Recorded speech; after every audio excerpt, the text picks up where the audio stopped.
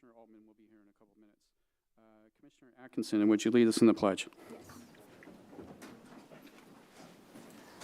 I pledge allegiance to the flag of the United States of America and to the republic for which it stands, one nation, under God, indivisible, with liberty and justice for all.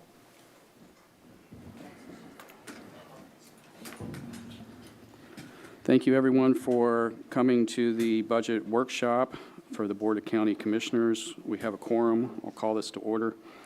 And we will go ahead and get started with the clerk. Mr. Chair, do you mind if I have a request? I'm so sorry. That I didn't know if the board would be willing to talk about. Last year, when I was a constituent, I was not able to participate in the board workshop because the public comments were at the end of the meeting and I had to leave early for work. And so I was wondering if there was board support to have public comment after each speaker, because not only could we hear relevant public comments directly after the presentation, but it would give more people opportunity to speak, during these workshops. Commissioner, my one thought on that is that's not something that we told the constitutional officers when we invited them to this. So I think that would definitely slow things down for them. But that's an issue for the board to consider. What's the pleasure of the board on this issue? Okay, okay, it's going to be at the end. Okay. All right, Madam Clerk, you're up.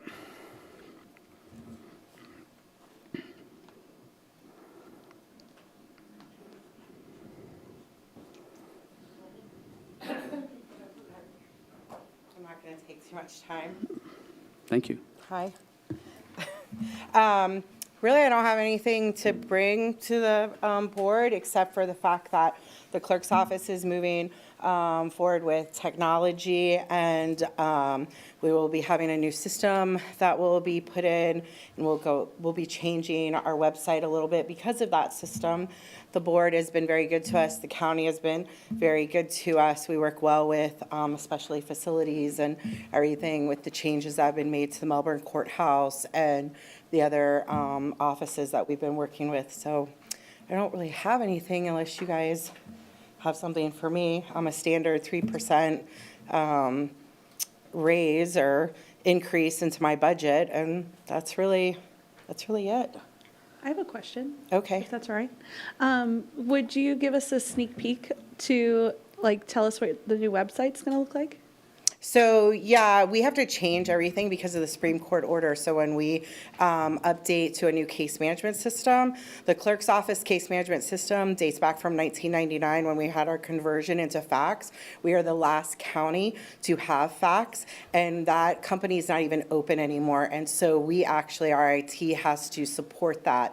The board assisted us with the purchase of a new system a couple of years ago. It was actually under the previous clerk, and with COVID and other issues, we had delays. Like any organization, really, they were finding where employees weren't there and stuff, so we've worked with everyone.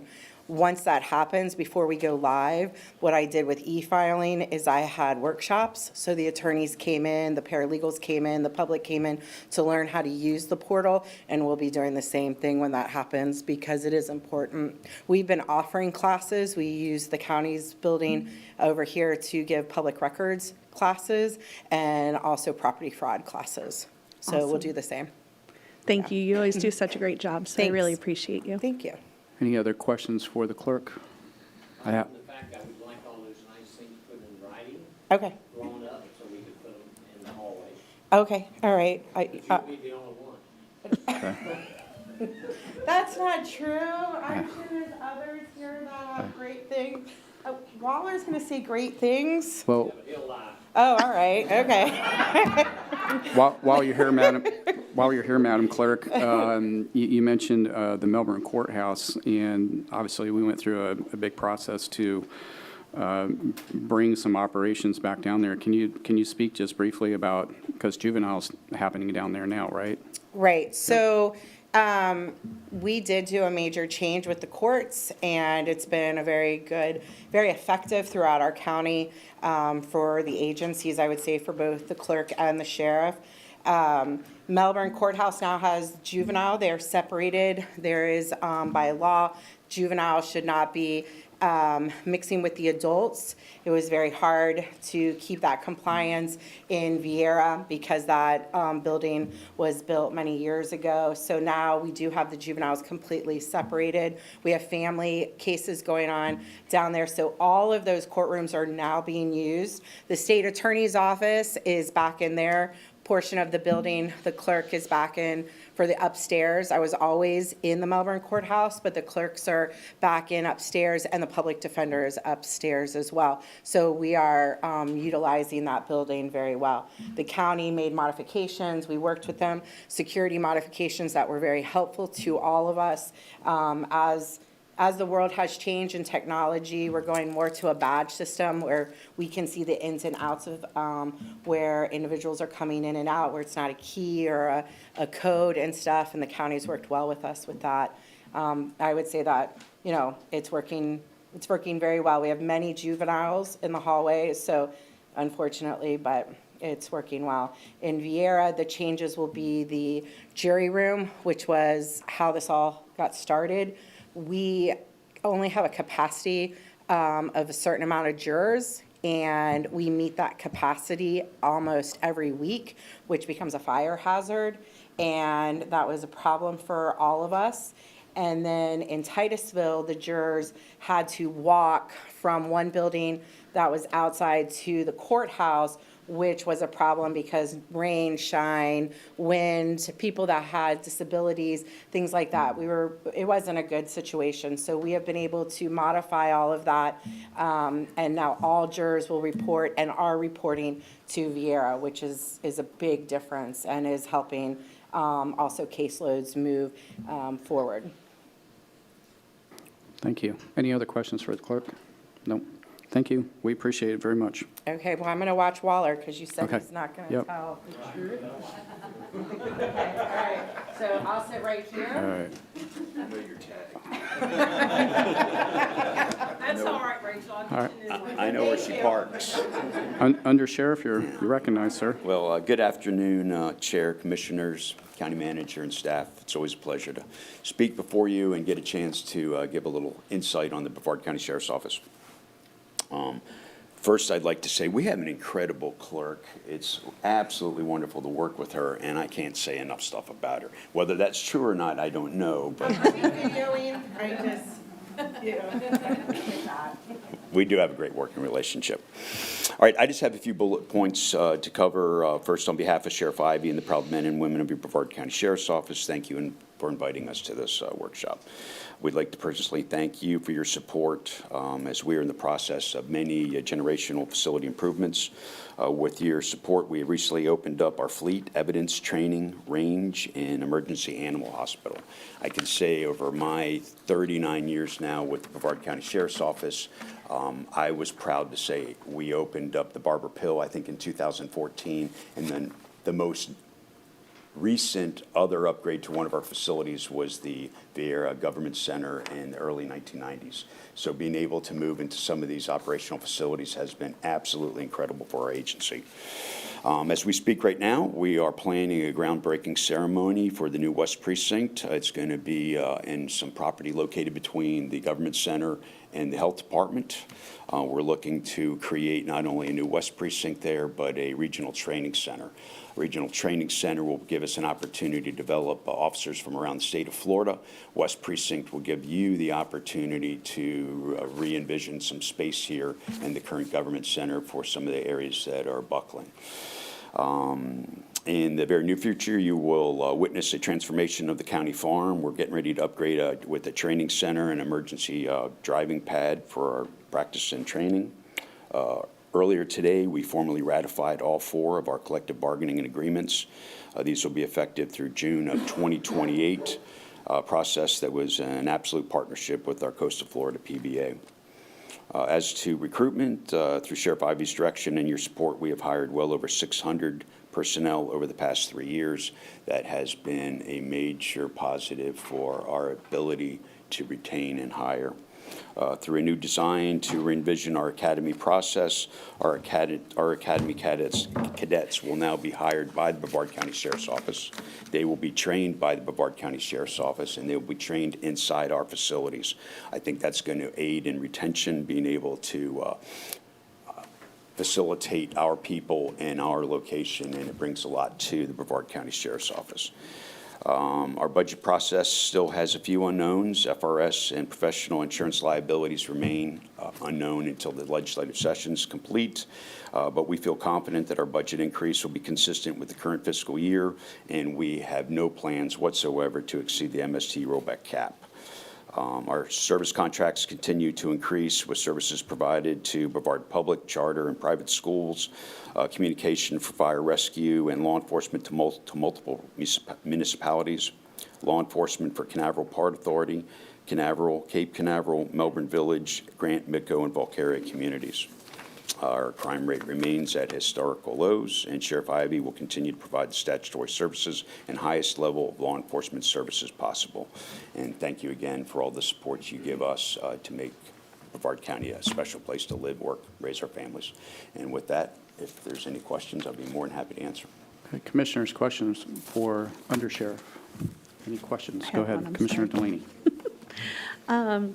I was just wondering if you, and it doesn't have to be today because I'm sure you're not prepared for this, but do you have any more information about the contracts that you ratified, or could you give us some insight on that, or maybe we can get together and talk about it? We can always get together and talk about it. I can provide copies of all four, as our negotiations started in December of 2024 and were completed within the last several weeks. They were officially ratified and signed today. So we have 4 collective bargaining units, one for corrections deputies, one for law enforcement deputies, one for corrections supervisors, and one for law enforcement supervisors. Awesome. And it's nice knowing that we all worked together and got it all worked out. And now we have a ratified contract through June of 2028. Wow. I'd love to see that, so thank you so much. Other questions for others? Commissioner Altman. I've been getting a lot of press. I'm curious if it has an impact on your budget in any way, shape, or form, has changed what you're presenting. And that's the national effort on deportation and immigration. Did you factor that in when you put the budget together?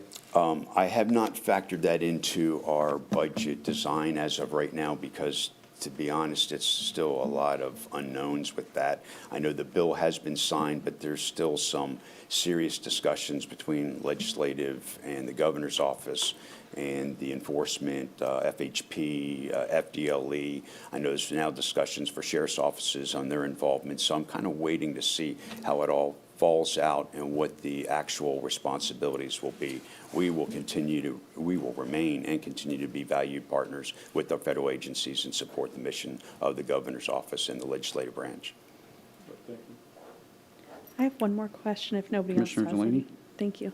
I was curious about the Regional Training Center, which that's a great thing that this is coming here.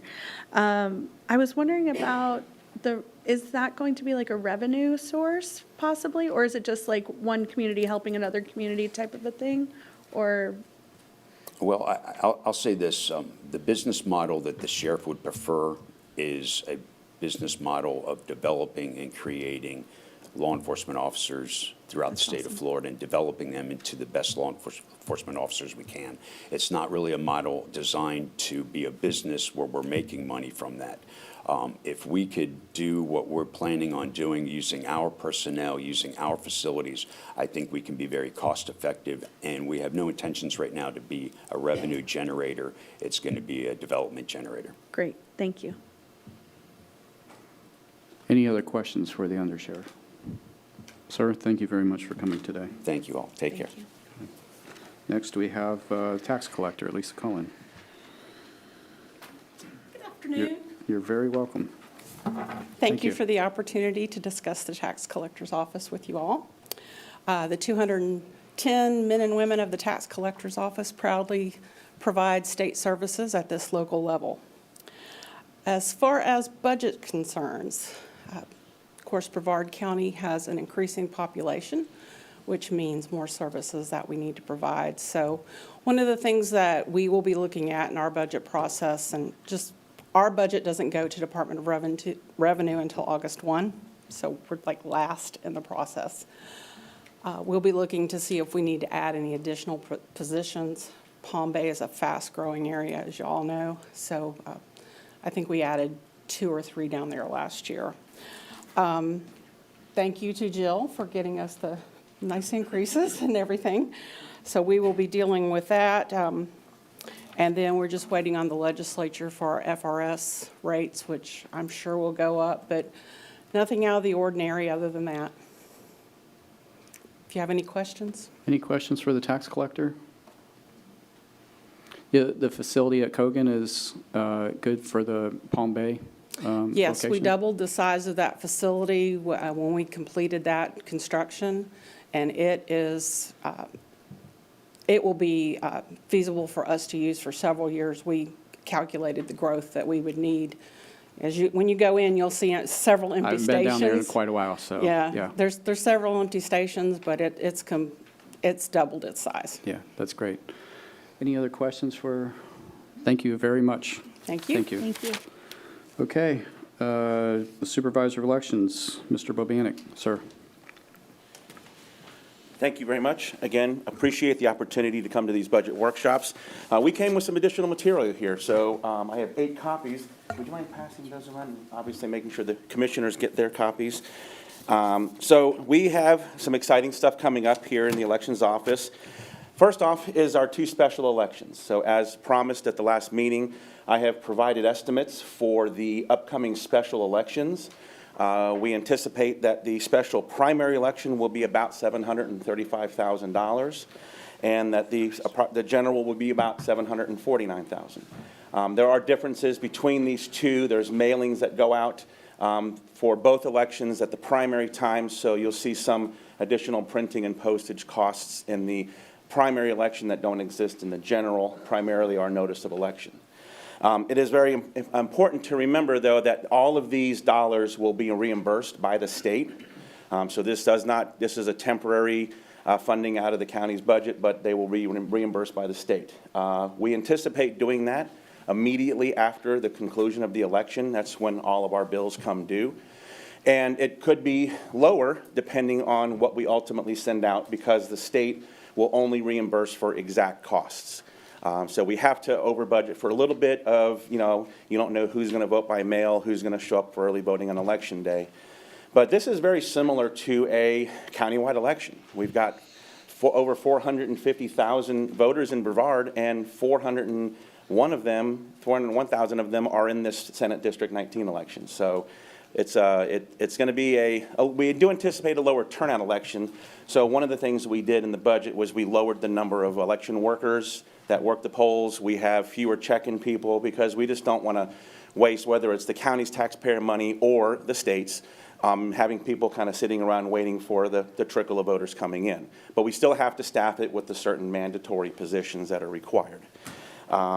We also have included the guidelines from the Florida Division of Elections on special election reimbursements. We've not had a special election since I've been here, and I don't even think my predecessor had to conduct a special election. So I think it's been quite a long time. Maybe, Commissioner, maybe when you were last on the commission is the last time we had a special.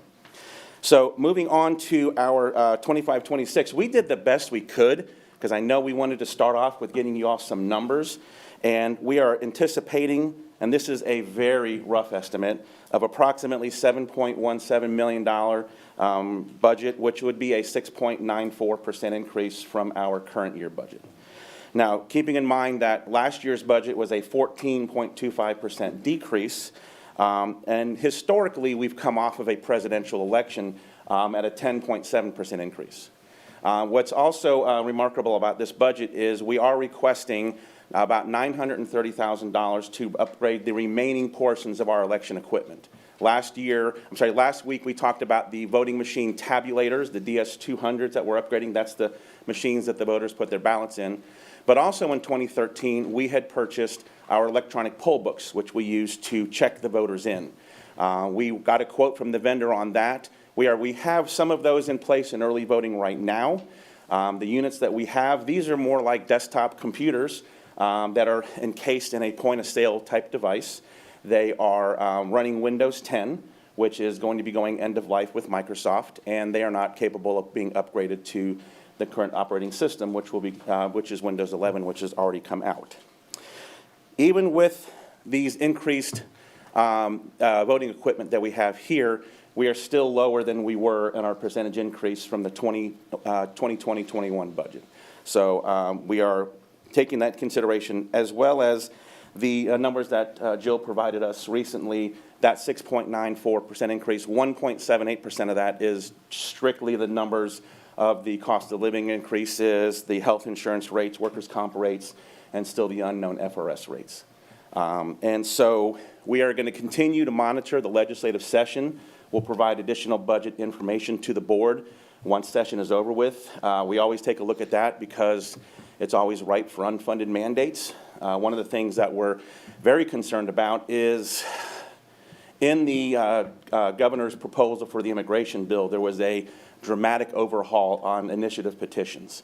And it would completely change how they're done. They would require us to mail out petitions in the same fashion that we do mail ballots. Voters would have to request, we'd have to mail them out using certificate envelopes just like mail ballots. It's a dramatic change from the process that we have now, and there's no funding mechanism that was in it. When the legislature and the governor's office were going back and forth, that was ultimately stripped out, but it has been discussed in many of the committees and people we talked to that some version of petition reform is coming one way or the other. So we're going to take a look at that. In addition, there's currently a bill that's been filed now that would require uniformed law enforcement officers to be the only ones to transport ballots back and forth to polling places, and uniformed law enforcement officers to stand guard next to ballot boxes. While I don't think that would actually go through and pass through the legislature for a multitude of reasons, and I've discussed this with Wayne Ivey as well, and he's in agreement this is not the best way to do that, that would be a massive unfunded mandate for both the sheriff and my office, one way or the other. So the legislature is difficult to predict in what they're going to do, which is why we're always actively involved in that.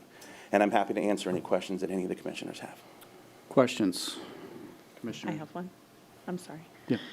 You don't have to be sorry. I know I always have a lot to say.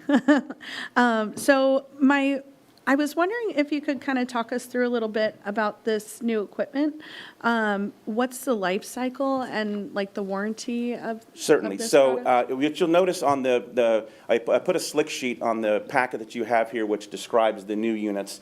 The vendor that we purchased them from, VR Systems, guarantees a 10-year life cycle on them. That is the same guarantee that we have now on our existing equipment. We are 2 years beyond the guaranteed life cycle and warranty period for our vendor now. So we're out of warranty. They don't manufacture this equipment anymore. They don't, they can get parts as they are needed, but the new equipment will come with that same 10-year life cycle guarantee. Even though they had 10 years, we tried to stretch it out as much as possible because we knew 2 years ago we were going into a very expensive presidential election year. So we always try to push things off as much as possible, but it gets to the point where if we can't run, the equipment is not capable of running the current version of Windows and operating systems and have the latest security features, then that becomes an issue. Thank you. Good question, thank you. I know that, cybersecurity and all of that is something that's on the forefront of everybody's mind, especially when it comes to our election integrity and whatnot. So, so what you're saying is that basically our current equipment Right isn't, now, Microsoft is isn't still great. putting Windows security updates out for Windows 10, but they've already said they're going to be end of life on that. Right. So Yeah. we're going to have to move forward. And, my slogan has always been, I want Brevard to be the safest place in America to vote. Absolutely. My background's IT, cybersecurity. That's what I was for 11, 12 years in elections before I became supervisor. So that's very important to me. Awesome. Thank you. And I think we talked before, you do trade them in, right? Yes, you get so some we would trade-in value? we would have a trade-in on those as well. That is correct, yes. Okay. Are there other questions for the supervisor? Thank you, sir. Thank you very much. Appreciate it. All right, Mr. County Manager. Sure, sir. No. Oh, sorry. You're almost off the hook. I'm sorry, Greg, you're almost off the hook. Good afternoon. Thank you for allowing us to be here. For those of you that don't know me, my name is Greg Pelham. I'm the Senior Director of Finance for the Property Appraiser's Office. Mrs. Blickley sends her regards, but unfortunately she was previously committed to the Appraiser Association Legislative Conference that's going on in Tallahassee today and tomorrow. Unfortunately, we don't have a lot of information ready yet for our budget request for the coming year. As most of you saw coming into the building today, it's homestead application season, and it's a very, very busy time. After next Saturday, when that closes, we will begin our meetings with our managers and operational staff to start discussing our needs for the upcoming year. Two of the areas where we are really going to focus on, you're all aware of the building construction that's going on in the area around here and in Palm Bay. So we will be having discussions about additional staff to handle the field appraisals and valuations associated with that. The other item is our Palm Bay and our Viera office downstairs are very, very tight. So we will be having discussions about potential additional office space so we can handle the additional staff and community coming in. I'll be happy to entertain any questions and do the best I can. Any questions for the property appraiser? I've been doing my part to talk to people during the homestead season, so they're moving along pretty well down there. Yes, so, and we greatly appreciate your help on that. That's something that you've done over the last few years, and we really appreciate that. I appreciate you saying that. I'd do anything to save someone from being in the wrong line. I talk to people every day who are over there to record a deed. I said, no, can't do that here. You got to go over to the clerk. So, yes, sir. anyways, but it looks like your homestead season is moving along pretty well. Thank you very much for coming today. Thank you, sir. Okay. I didn't mean to almost skip over him. Frank. Okay, well, we Now have you're up. a couple of presentations for you today that are scheduled. And the first one is to give the board an overview from an organization-wide perspective, and that will be done by our Budget Director, Jill Hayes. Good afternoon, Commissioners. Okay, this afternoon I'm going to start off with sharing with you a history of our change in the Consumer Price Index. As you're aware, the Brevard County Charter limits the increase in property tax revenue to the lesser of 3% or the change in CPI. We also have other revenue sources such as user fees and non-ad valorem assessments that are tied to the CPI. And so this chart illustrates the change in CPI since 2014. And as we move into budget development for fiscal year 2025-2026, we're looking at a change of 2.95%. And this is the first time since 2020 where we've been less than that 3%. So we will be working with that as we move through budget development. We also wanted to provide the board with a review of other price indices that affect county operations and our buying power. And so you can see this chart reflects the cumulative change in CPI. The blue line is the CPI that I just reviewed on the prior page. The red line shows growth in the construction cost index, and the green line shows the same for the municipal cost index. So you can see in this same time frame that while the change in CPI has grown by around 44%, the municipal cost index has grown by about 50%, and construction is up almost 60%. And this is important as we're developing the budget because, as you know, Brevard County government has quite a few significant capital improvement projects. So, and we also provide many programs and services that require procurement of governmental commodities. And as you hear from other departments, they're going to go more in depth on their budgets over the series of workshops, and they'll explain more about how some of these price increases have impacted their budgets as well. So this slide shows, with that charter cap, what that looks like as we move into fiscal year 2025-2026. So I just talked about that change in CPI of 2.95%. So developing the budget in accordance with those charter cap limitations in the general fund countywide property tax revenue, that would give us an additional $5.8 million in general fund revenue.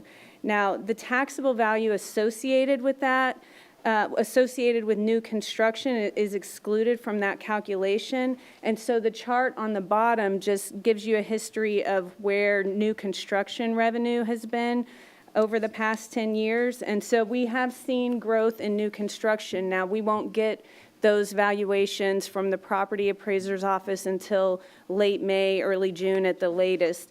And then we'll have a better idea of how much the taxable values are and what that new construction revenue will look like. And the next several charts are going to show how Brevard County's millage rates have been decreased over time, and this is aligned with our charter cap limitations. And so Brevard County is the taxing authority for 24 taxing districts, and what each property owner pays is geographically dependent on where that property is located. So what the aggregate millage rate represents is the total of all of the operating tax revenues levied divided by the total countywide taxable value. So what happens is as taxable values increase, and over the past 3 years, they've increased on average of 12% each year. So as the taxable values go up, the millage rate goes down so that you're not exceeding those charter cap limitations. And that's why you can see that our millage rates have gone down. And the next slide just reflects the same thing on the general fund. In fiscal year 2018, the general fund millage rate was at 4.1550. And the current fiscal year, we are at 2.9207. And we would expect that to decrease again under the charter cap, assuming that taxable values will increase. We also wanted to provide the same chart looking at the fire control MSTU. This has decreased over time, and how it's decreased over the same time period. So historically, this has been treated like our other taxing districts, and that's been based on prior direction that we've received. So this is how that millage rate has decreased since fiscal year 2018. The purpose of this slide is to provide a comparison to other counties and where they are with their general fund millage rates over the time period that I just showed in the previous charts. So fiscal year 2018 to fiscal year 2025, you can see that Brevard County's millage rate has decreased by almost 30%. Other counties, they don't have that charter cap. A lot of them keep their millage rates relatively flat. You can see there have been some minor increases and decreases, but we have decreased ours by that 30%. So we did want to provide that comparison. All right, so moving into the fiscal year 2024-2025 adopted budget, the next several slides are going to kind of break that down for you. Oh, okay. I think it's important enough on this one, Commissioners, to give you a better understanding of what that means. As Jill said, there was about a 12% average increase in the last 3 years. So we reduced ours so that we had no more than 3% growth. The other counties that are shown there, anyone who either remained the same or went up, which was all but Pasco and Lake, then they received the full value of whatever their increased appraised value was over that period of time. So if they were similar to us, 12%, they would receive the 12%. So when you see historically during that period of time that we've gone down 29%, that was to keep us at that 3% cap. They, each year, would have gone up by whatever that amount was. If it was 12% over 3 years, obviously that's a 36% increase compared to 9. So that's one of the distinguishing points that, makes Brevard a little bit different than maybe some of the other counties in terms of how their revenue stream provides them the opportunity to provide whatever services their Board of County Commissioners may ask for.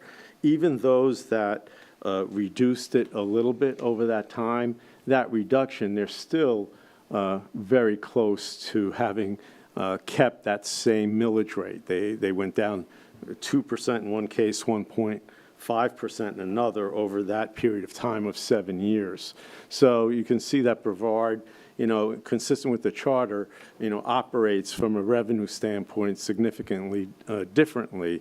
And so a lot of what you're going to hear from the departments are what they've done over time to live within the parameters that have been established, that the board has asked us to try to develop and provide services under certain budget criteria. So that's really what we're looking for from you today, is to have an idea as we prepare the upcoming budget. Or do you want the same type of parameters? Do you want different parameters? And we'll be listening to what you have to say as each department makes its presentation to determine, how do we put that budget together that will meet the board's guidelines, the objectives that you tell us about, either individually or as a board, that we hear input, and that's really what we're looking for during the presentation today, so we know how to best put that together for your consideration during the July, August, and finally in the September timeframe. So with that, let me go back to Jill. Thank you, Frank. Okay, so this slide provides just a very broad overview of the fiscal year 2024-2025 adopted budget, which is $2.25 billion. And so Florida statute establishes the guidelines for the annual budgets of counties. And one of those requirements is that the budget has to be balanced and that we're showing all estimated new revenue as well as monies being carried forward. So you can see a large portion of that total adopted budget is balanced forward. And balanced forward can be carried forward for a variety of different reasons. Primarily, it's capital projects and also reserves, funding that's set aside in reserves for a variety of different reasons. And so we also have some transfers that are accounted for. These are interfund transfers between departments. So, for example, revenues might come into the general fund and then be transferred into parks. That would be an example of a transfer, which you see in that red piece of the pie. So over the next several slides, we're going to break down this total budget, and I'm going to focus on the operating revenue. That's really the new funds coming in. And what I want to do as I go through these slides and as we look at that $2.25 billion budget is show that there are restrictions on how a lot of those dollars can be spent. And there's a variety of different types of restrictions, whether it's by Florida statute, whether it's because they're ad valorem millages that have been levied for specific purposes or voter-approved restrictions. Also, we have a lot of grants that have very specific restrictions as well. And so often as we discuss the budget, you'll hear us refer to a concept called the color of money. And this is something that was developed to provide a better understanding of how governmental funds are allocated. So over the next several slides, we'll discuss these various revenue sources and their limitations. And as you hear from other departments as well, you'll see we've all kind of stayed with the same color concept so that as you're learning more about the departmental budgets, you can see anything that's general fund, we're showing in green. That's where the board will have the most discretion. The pink is going to be your special revenue funds, and these are limited for very specific purposes, and we'll go over those in more detail. Debt service funds are going to be in that yellow color, and those are levied specifically for debt. That's primarily your parks referendums that were voter-approved referendum to pay off debt service. You've also got capital project funds in orange. which I'll point out when we get into the next slide, most of the capital projects you'll see in the pink because those are handled. Sorrel, for example, is a special revenue fund. And then enterprise funds will be in blue. Those are your activities that are like business type activities. So that's going to be utilities, solid waste. And then internal service funds, those are kind of cost allocation, departments providing services to other departments. So again, you'll see those same color schemes throughout the department budget presentations. So if you'll remember several slides back, that total operating budget, the new money, was that $1.14 billion budget. So this is how it's shown in those different fund groups. And over the next several slides, I'll break that down even further.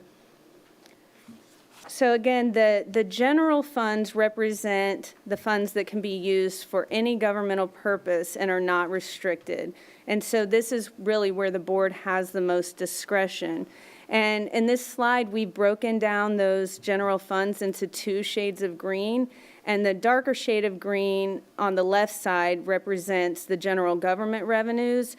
I'm going to go in depth into these specific funds a little bit later on, but I also wanted to show the lighter shade of green. While these aren't restricted, they represent user service fees, which generally are unrestricted. However, they're generated by the activities of those programs. So for example, you see the sheriff's office. The sheriff provides contracted services to the school board, the port, Cape Canaveral. So if they weren't providing those services, those revenues wouldn't be coming in to support those programs, so those would go away. So that's an example. Public Works receives a direct portion of FPL franchise fees and communication services tax for public right-of-way. Parks and Recreation, they charge for services for campgrounds and things of that nature. And Central Services is primarily fuel and fleet charges provided to other agencies. So again, while these are unrestricted, they really are supporting those programs. Yep. So you should also stop here, I think, to look, because when you talk about a $2.1 billion budget, and, often say, well, can't you find this money, when a budget's so big? When you really look at this and see what are the revenue sources that the board has discretion on, out of $2.1 billion, all of that is 275 million, 276 million are general fund. That's where the money is. Now, of that, a little less than 200 million is ad valorem. And so that really is, the property tax money that you're talking about out of the $2.1 billion budget. So it's, less than 10%. Now, there are other funds, and they're all important to see because they are not within that 3% cap, but they're going to make up the total part of the pie that's within the general fund, and that is the communication service tax, franchise fees that we get primarily to FP&L, half-cent sales tax, our share of it, and so you see that ends up being about close to a little less than $100 million. And that pot of money on the revenue side is what we're dealing with in terms of new money under the general fund overall.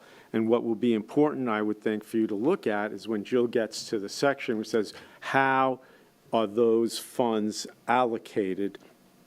I would think that if you haven't looked at it before, you'll be rather surprised to see how small the pot of money really becomes when you look at things that you need to be paying, you need to continue paying. You heard, multiple charter officers come up. I don't think there's a one of them that you would expect to go significantly below where they are now. So when you look at what the board's contribution to their organizations are, it's going to be at least that much, if not more, in the future. So I would encourage you to, if not today, when you look at it afterwards and you start thinking about where we ought to be allocating resources, know that what's the pot of money that you really have discretion, because you're not going to want to, I would venture to say, for the most part, you're not going to want to change or lower the amounts that those officers are going to need to continue. And then you're going to have other things, which Jill will also go over, mandated services, which the state says you are going to do this, so we don't really have a choice there either. And so you need to look at all those numbers. So with that, let me turn it back over to you, Jill.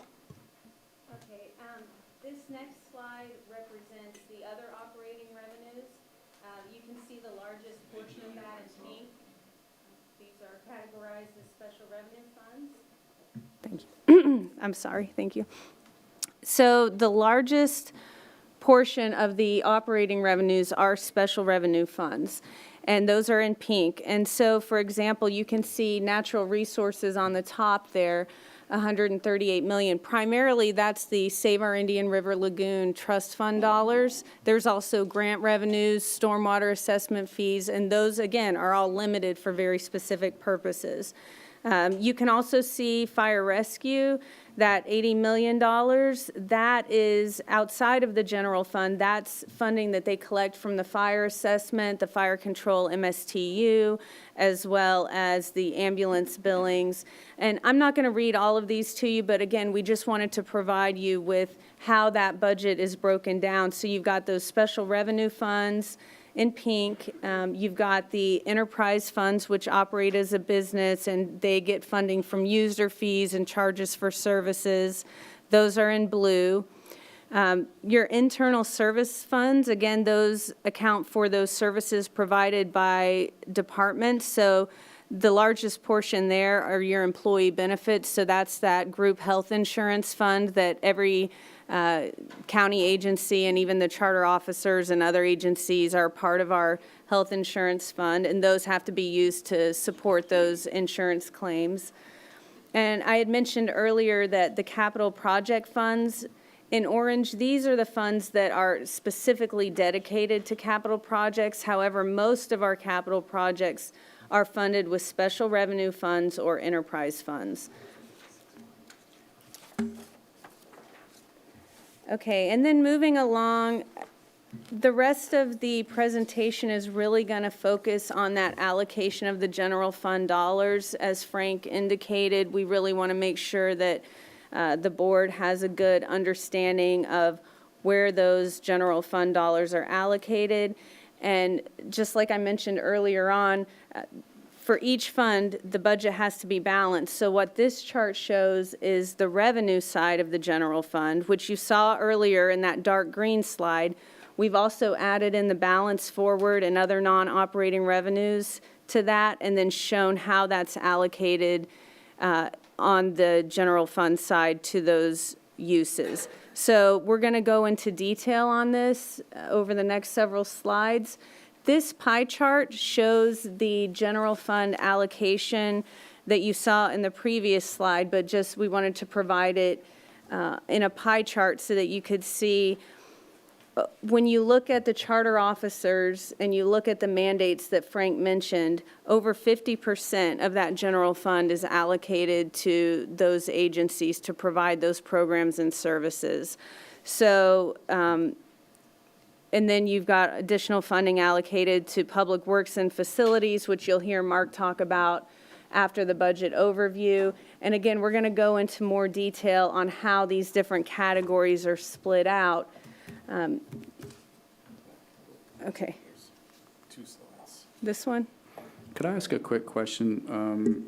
Will you just describe for everybody here today what we mean by mandates?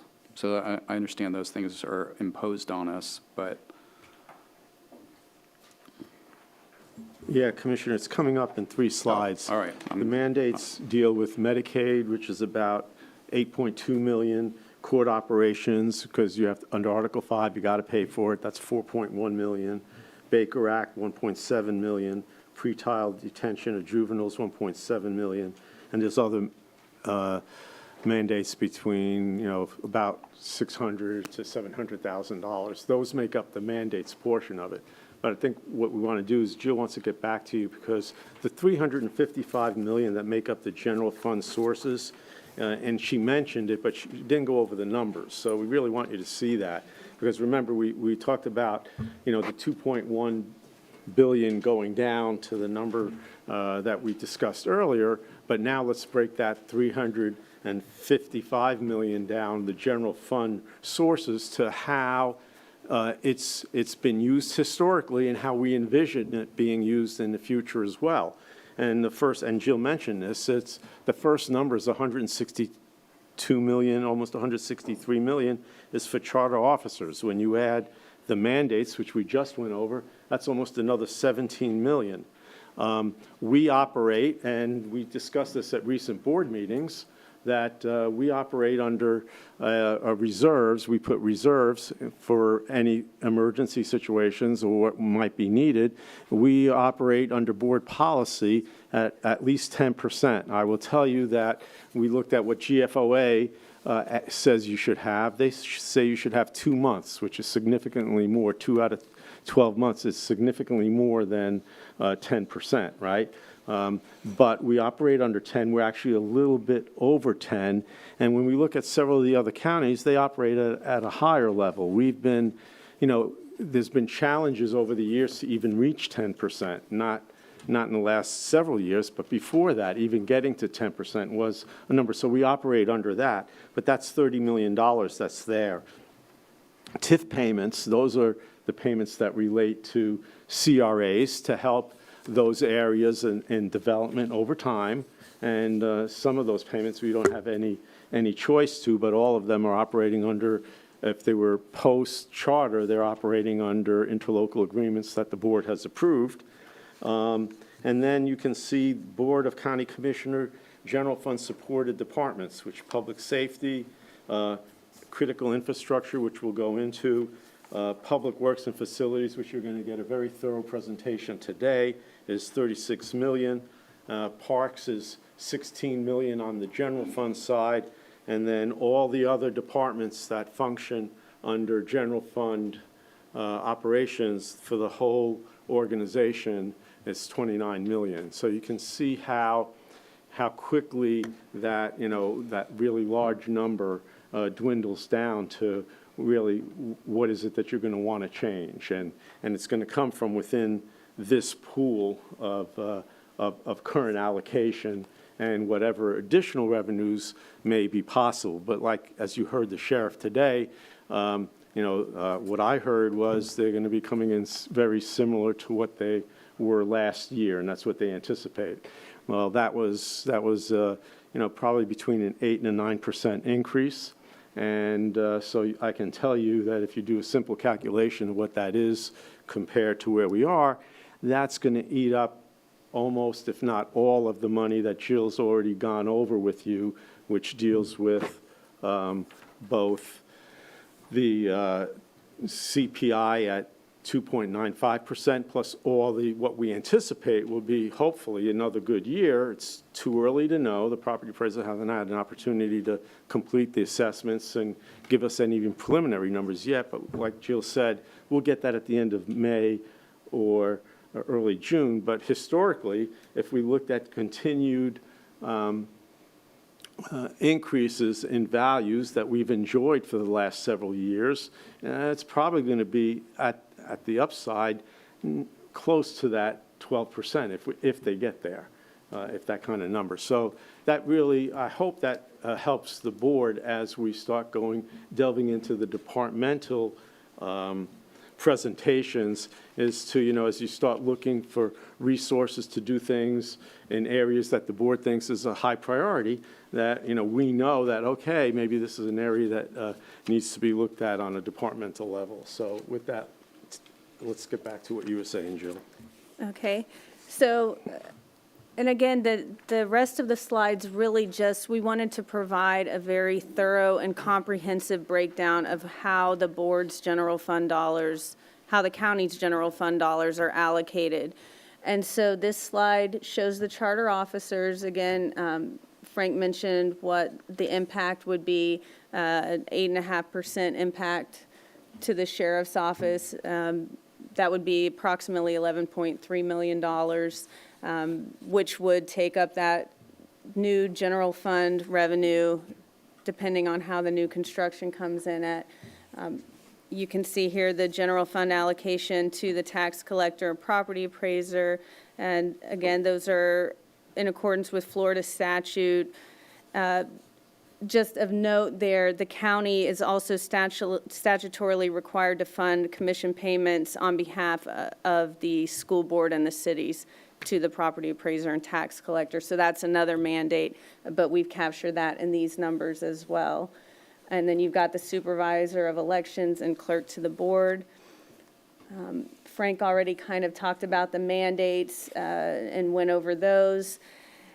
In the other mandates section, you've got the East Central Florida Regional Planning Council, you've got indigent burials, value adjustment board, inmate medical expenses. So again, these are mandates that we are legally required to fund.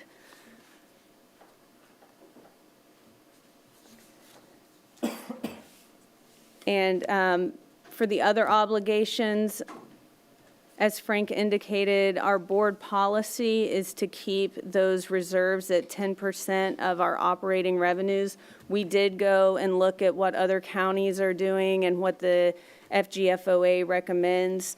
We saw most counties are around that 2-month level, which is around 16%, but there could be anywhere between the 10% and 20% is where they're looking to have their reserve levels. Currently, we're at 10.4% of our projected operating revenues. The general government debt, we're currently paying some debt associated with buildings that, for example, the County Service Complex, Palm Bay, the Justice Center build-out, and then some other refinancing of commercial paper. And then the community redevelopment agencies, we have a slide on the next page that shows how those dollars are allocated. And the North Brevard Economic Development Zone, that's around $3.3 million. And that's the county portion of the North Brevard Economic Development Zone. This chart reflects the breakdown of the community redevelopment agencies, and it gives their expiration dates and the payments under the current fiscal year. And as Frank indicated, under prior board direction, the county manager and the county attorney's office negotiated interlocal agreements to reduce the lifespan of many of these CRAs, as well as to focus the funds on infrastructure improvements. And we've already had some CRAs that have sunsetted under these agreements, Satellite Beach, Palm Bay, and the Melbourne Babcock CRA.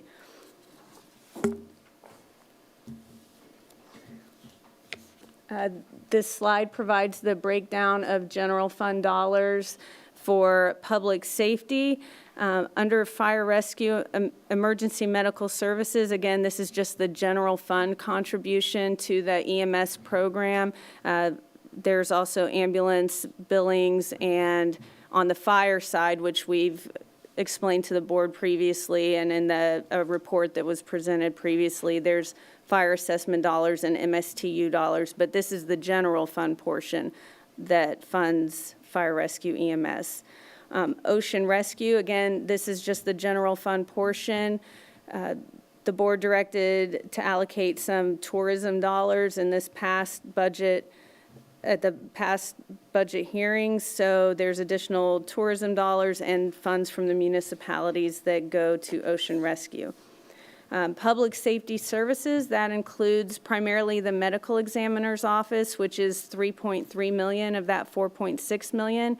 It also includes school crossing guards and community corrections.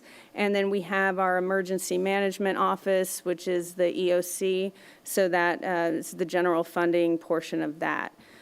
We also wanted to provide a breakdown of critical countywide infrastructure that we funded out of general fund dollars. This is why you saw a larger balance forward number in the general fund, because these are multi-year projects that are being funded. So you've got the Wickham Road fleet site improvements. There's also some detention center infrastructure projects that are being funded at $3.5 million, and we've made a commitment to fund those over the next 4 or 5 years. The health department build-out is budgeted at $1.4 million. The health department is contributing $500,000 of that, and that's per the interlocal agreement that was approved. And then there's some other countywide infrastructure improvements as well. There's some modifications at the medical examiner's building that needed to be complete, as well as some other security enhancements at the courthouses. Okay, and then Public Works and Facilities. Mark's going to go in depth on how the general fund dollars are allocated. And then you'll hear from Parks and Recreation, if not today, then at the next workshop. But again, this is just the general fund portion. And then the next slide shows the breakdown of general government, general fund allocations. Again, we wanted to be very thorough and comprehensive. General government, this is where we fund expenses that don't necessarily fall under a department. And so when you look at the comp and benefits, this is primarily a separation of services, so it's leave payouts, it's unemployment compensation. You've also got facilities and IT charges. You can see that $1.4 million for the Economic Development Commission is paid out of general government. The contracted and professional services, that includes your internal and external audit functions, your financial and investment advisors, federal and state lobbyists, and things of that nature. And then other general government expenses. You've got trim bill, postage and printing, advertisements, memberships into Florida Association of Counties. And so that's primarily what your other expenses are there. And then the rest of this slide shows where the general fund allocation is for those other departments where you see information systems. It's at $3 million, and you've got housing and human services. Those funds help to levy grant funds. And again, you'll hear the departments talk about how they use their general fund dollars as we go through the series of workshops. And then the final slide, just again, we wanted to show you exactly how your general fund dollars are broken down. And we'd be happy to answer any questions that the board might have. All right, questions for Jill or Frank? Commissioners, questions? Go ahead. I have a bunch, but Okay. I didn't know if anybody else wanted to. Go ahead. Jump in. Maybe you'll ask a question someone else is thinking. Okay. So if we could kind of go back to the beginning, if we could just kind of walk through it all. I'm so sorry. Oh, okay. I just wrote down little notes like throughout while you were talking because I didn't want to interrupt you.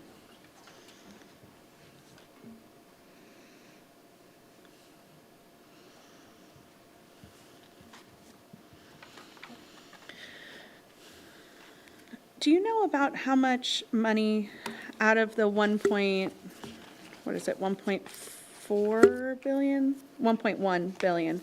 Do you know how much the cap is over of that money?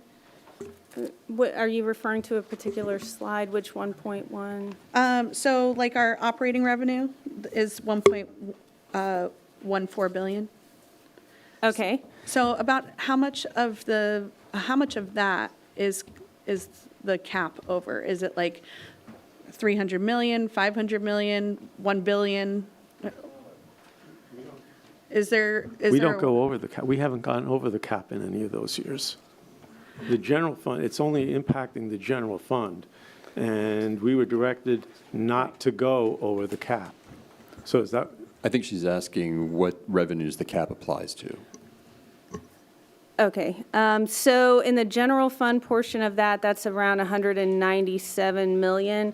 I can pull up, if you give me 1 second, I can find that for you. Because some of those fall in the special revenue funds, which is that pink section. Those would be your other special districts. Give me just 1 second.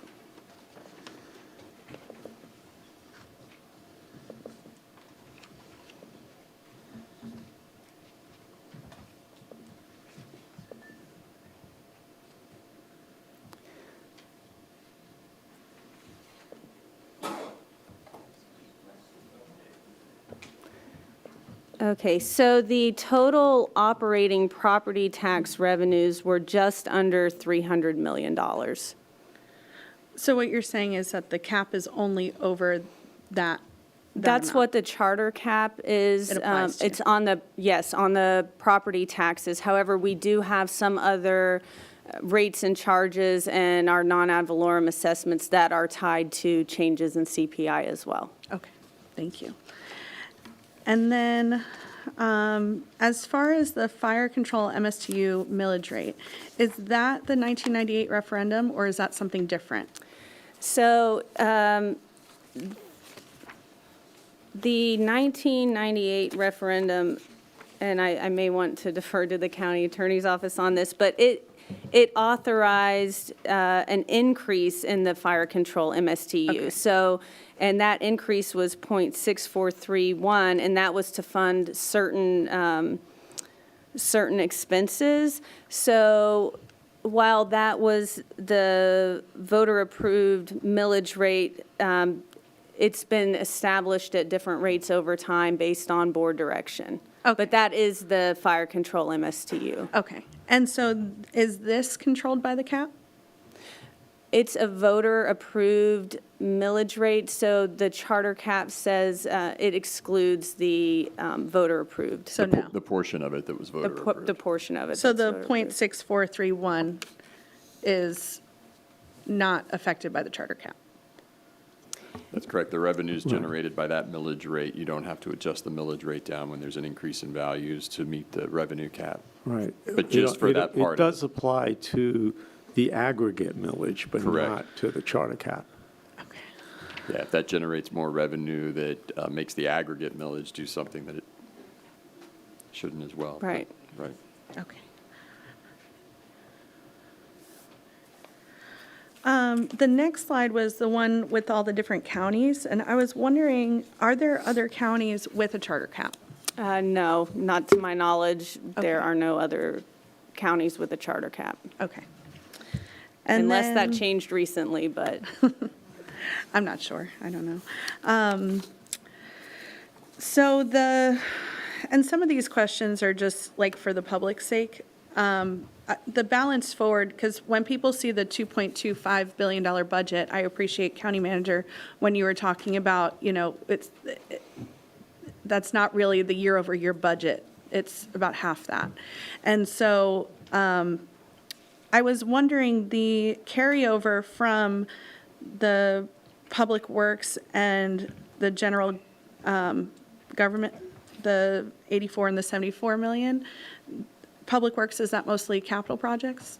correct. And then the general government, that's also capital projects? That's capital projects and reserves. So if you'll And remember reserves. later on, I showed a slide that was $30 million in reserves. Right. And then we had some infrastructure projects in general government as well. Okay. And then the transfers, is there a way that we could see the breakdown of that? And obviously not right now, but, could you get Yeah, that for me? we can work on that. Okay. And then,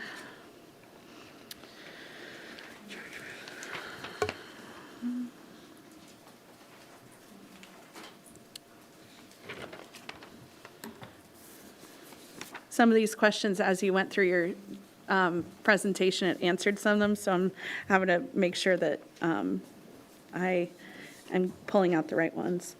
So the countywide critical infrastructure and the public works and facilities from the FY 24-25 general fund sources and uses slide. Could you explain a little bit more about what that countywide critical infrastructure is?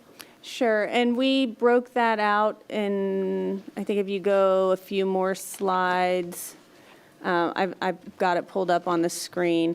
So the countywide critical infrastructure, this is the breakdown on how those are allocated. So again, these were projects that funding was set aside because they were determined to be critical needs to Okay. address these projects. For example, the Wickham Road fleet, That basically is for his entire road yeah. and bridge heavy equipment. He'll be remember hearing talking about about that. that during the Yes. presentation as well. Yeah. So we'll go into some detail for you on that. And so the health department build-out, that was something that the previous board put forward? Right, right. Okay. Something that the previous board approved, that was on the second floor of the building next door.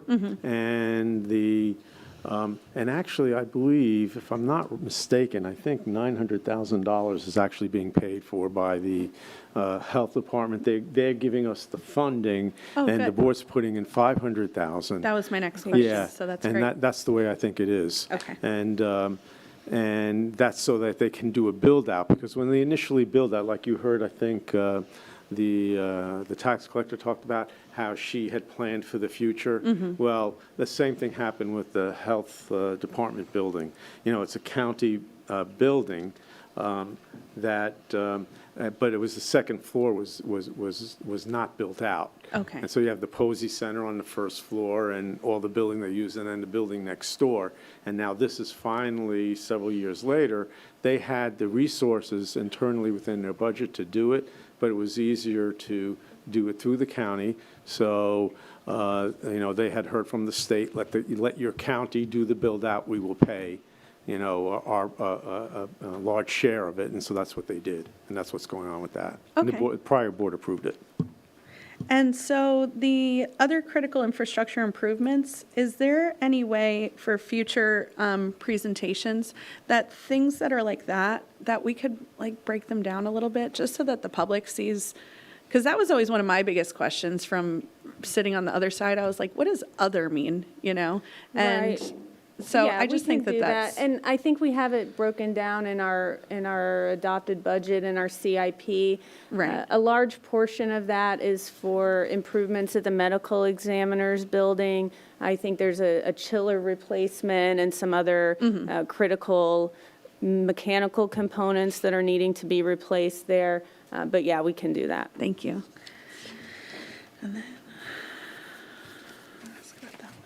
And we can clean that up, Commissioner. We can provide that specific information at the beginning of the next workshop, if Okay, that's thank you. helpful. And then if we could talk about the North Brevard Economic Development Zone for a second. I was wondering, because this has been a pretty hot topic, if you could explain more into how they get funded, where does this money come from, all of that. I didn't know if anybody could. It's a general fund allocation through an annual agreement that the board has with the EDC. I think it comes up, if I'm not mistaken, I think every June, and if I it's think not. she's asking they're about not. embeds. Oh, NBES? Yes. Oh, I'm sorry, I thought you took EDC. That is that 3.3 million, that's the county share of the North Brevard Economic Development Zone. I think it's in the area, Titusville contributes about 700,000 a year, somewhere in that area. They have approximately, if I'm not mistaken, Jill can help me on this, I think it's around 10 to 11 million that are currently, they have, I'll say reserve, but they're to utilize for existing debt or any kind of incentives that are outstanding, but they haven't been earned by whoever, has put in the application and had it approved by the NBES and stuff. So generally, what you have there is a tax increment, which means it's the increase in value and taxable value of the property that it's earned from the prior year. Those dollars go into the geographic location that was approved as part of NBES that currently exists. And those additional increments go to the North Brevard North Brevard Economic Development Zone to utilize for any projects. And I think if it's over 500,000, it has to come to the board. But for any projects that are going to enhance within that zone economic development. And And so you may recall, I think one of the big ones that was given, the board did, I believe it was, $8 million to Blue Origin a number of years ago. And so that, is getting close to the, if not totally paid out. But there's a variety of other projects that are out there that are getting paid out on an annual basis. We did do a review of that and believe that the resources that are there will cover all the existing obligations, including, debt that needs to be paid out for projects that are joint projects between the county and the city of Titusville as part of the economic development zone. Is that what you were looking for? Absolutely. Okay. Thank you. And I just wanted to, put this out there that I was very skeptical about the zone, before I got into office. And now I've spent a lot of time with Troy Post, and he has been extremely helpful and really has answered every single one of my questions. He's been exceptional, so I wanted to give him a shout out just because it was in this presentation about what a great job he does. And one of the things that made me feel really comfortable was the clawbacks. We don't give any of this money without clawbacks. So if the businesses are not holding up their part of the deal, they don't get a cent. So for instance, like the Space Perspective company that just, unfortunately went under, they did not get that $450,000. So that was my first phone call. I called Troy right away when I saw it in the paper. And so, I just wanted to kind of put that information out there because it's something that's talked about in my district a lot. And, so they're doing some good work there. And there's going to be a new business workshop that Troy is going to be putting on. So that's a great thing as well. The next thing was this is just another request, Jill, if you wouldn't mind, like the public safety services, if you in the future could just put like a bullet point of who that is, just so that people can know. That way they don't have to go digging through. I'm almost done.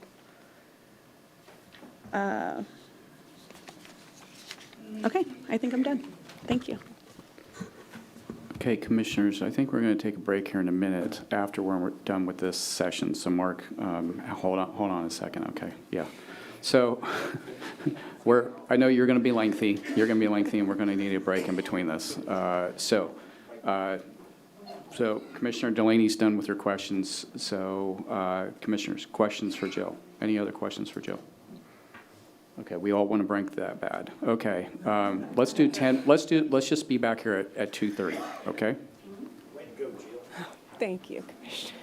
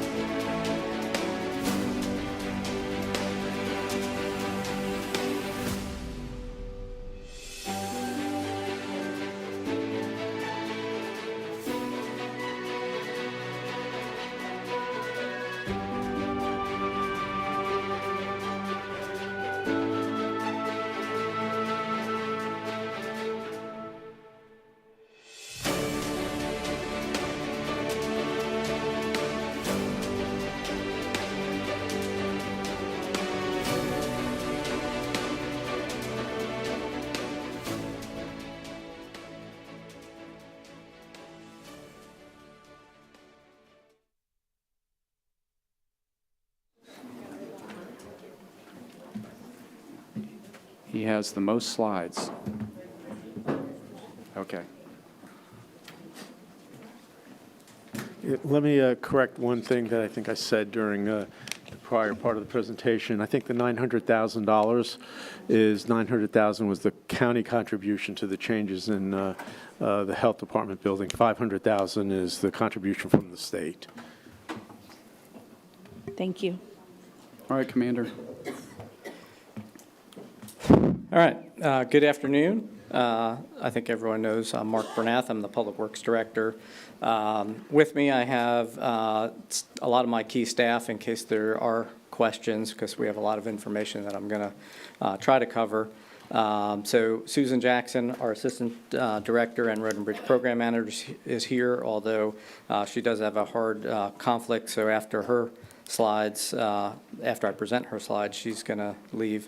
Karina Gum, our Traffic Operations Manager, Tammy Thomas Wood, our PW Operations Manager, Skip Bell, my Facilities Manager, Rachel Jarena, my Engineering Manager, and then Stephanie Boyle, our PW Finance Coordinator. So as I mentioned, there's a lot of slides, almost 80 of them.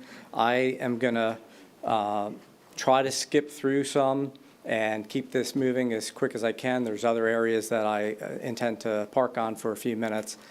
So, this could take several hours. I have a very large department, very broad and wide.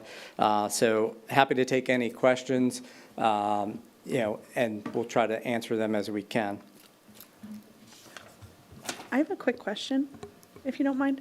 Would you rather us wait till the end for questions or throughout? Up to you, Commissioner. Okay, thank you.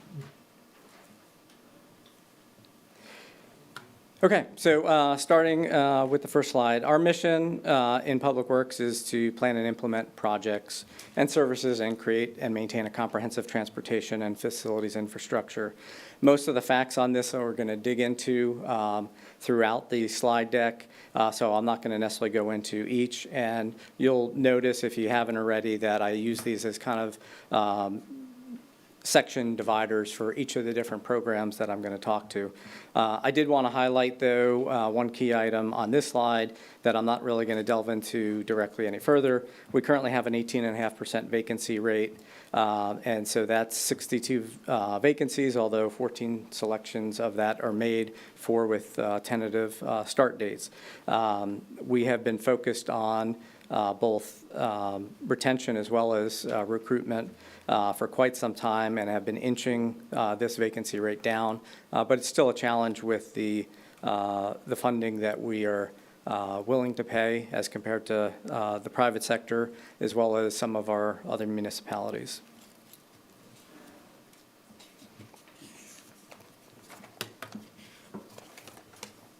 Okay, so on this slide, we're going to deep dive into some of the programs in the red box throughout this brief, which includes road and bridge, traffic operations, and facilities, as well as our finance and construction management.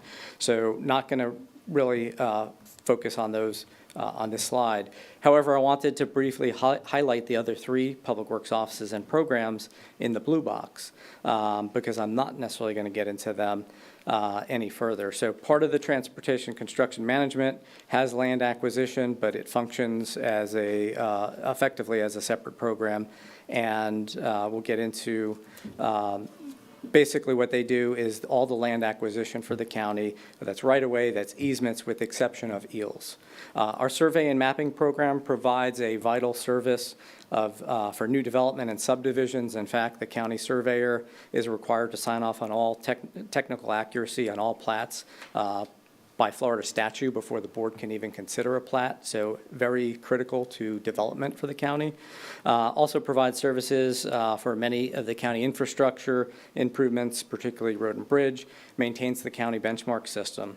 And then engineering does design and drafting for most of our public works projects. They manage floodplain management regarding flood zone determinations, right-of-way permitting, construction inspection and management, and then development review for our commercial development and subdivisions for ADA and stormwater, which impacts the roads. So again, I have slides coming up with the other programs, so I'm not going to focus on them.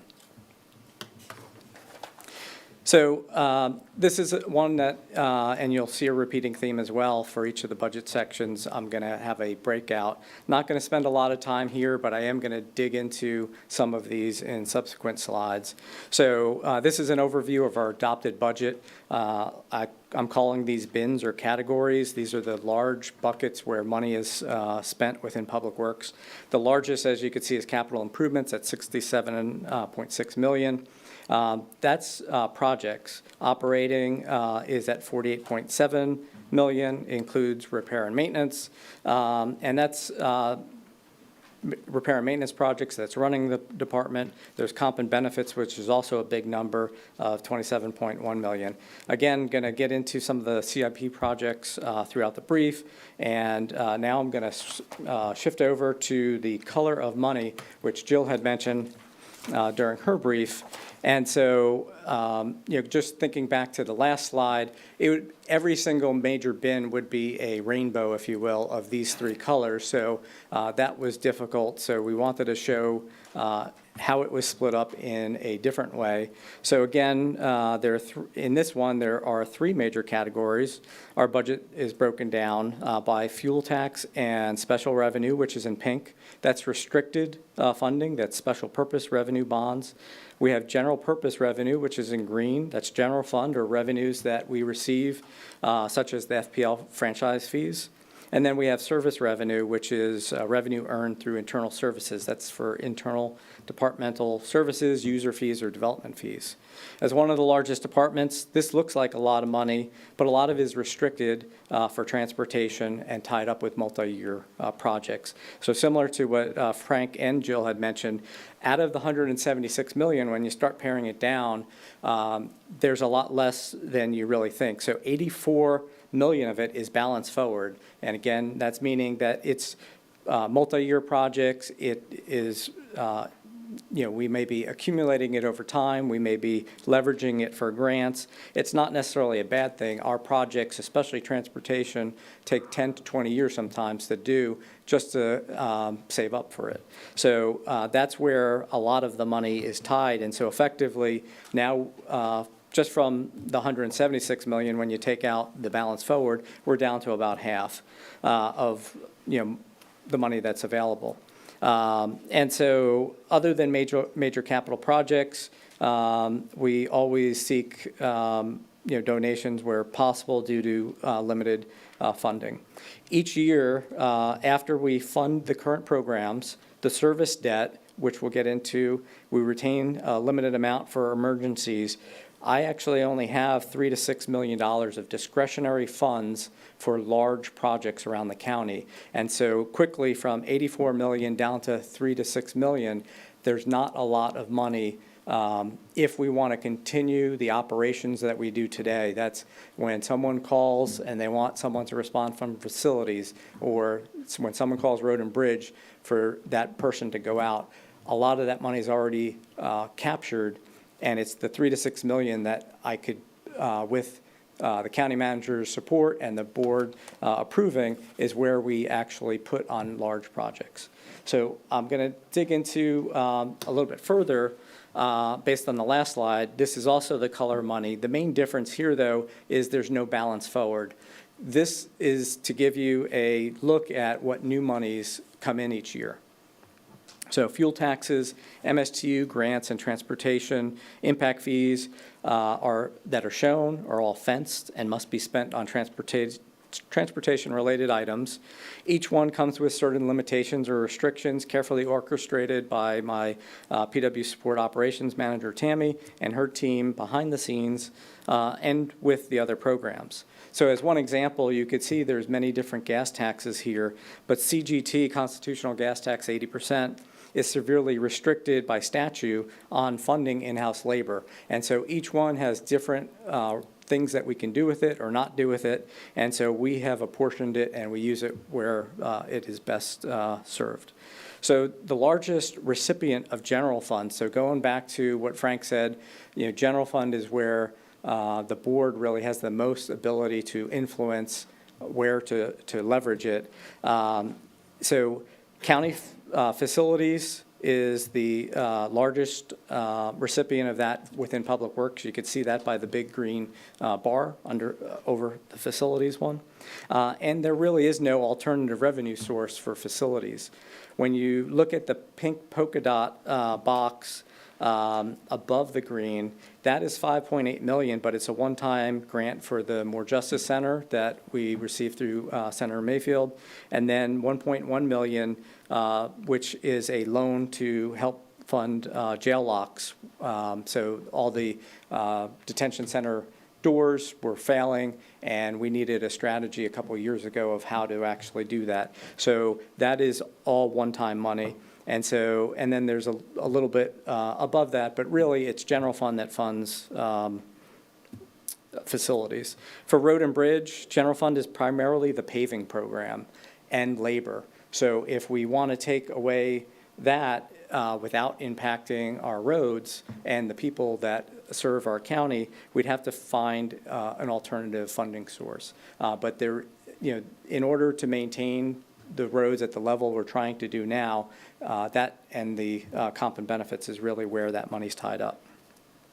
Traffic and survey also pay for labor, largely with general funds, but as you can see, much smaller amounts, and that, again, is to have someone, when someone calls and says the traffic signal's not working, that there's people there to go out and respond to that. So, general fund could be repurposed for other board priorities, but without finding other sources to pull from, that really becomes a challenge if we want to continue the same level of service that Public Works is doing today, and quite frankly, would have a deleterious effect on our department's mission, leaving us with a combination of undesirable options, such as short funding the paving program, reducing labor, deferring capital equipment and facility recapitalization, curtailing maintenance projects designed to address aging and failing infrastructure, and other reductions, as you can imagine. So one possible option is for replacing general fund, as well as to supplement it, is the revenue generating report. I sent that out several days ago to all commission offices. We're going to delve into that a little bit during this brief, but that is a 12-page report that we spent a lot of time developing and has far more detail than I'll have time for to go into today, but I will at least give you some highlights and make sure that you understand, some of the benefits of entertaining it.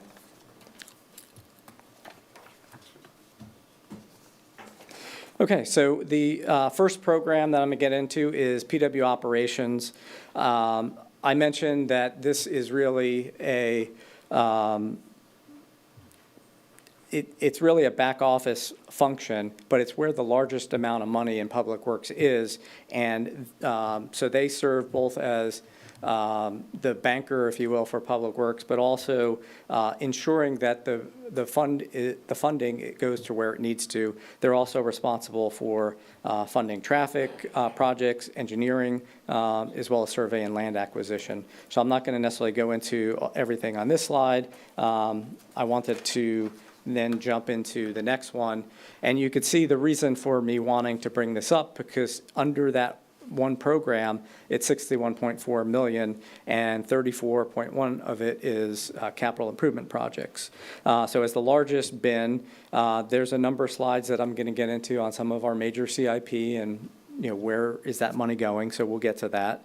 But it's things like Seaway Bridge, the Traffic Management Center, Wickham Road facility, et cetera. And as another large bin, we have capital equipment, and at $15 million, and then we also have a large capital reserve. That's where there are projects that aren't necessarily ready for execution. We might be saving up for a larger project down the road.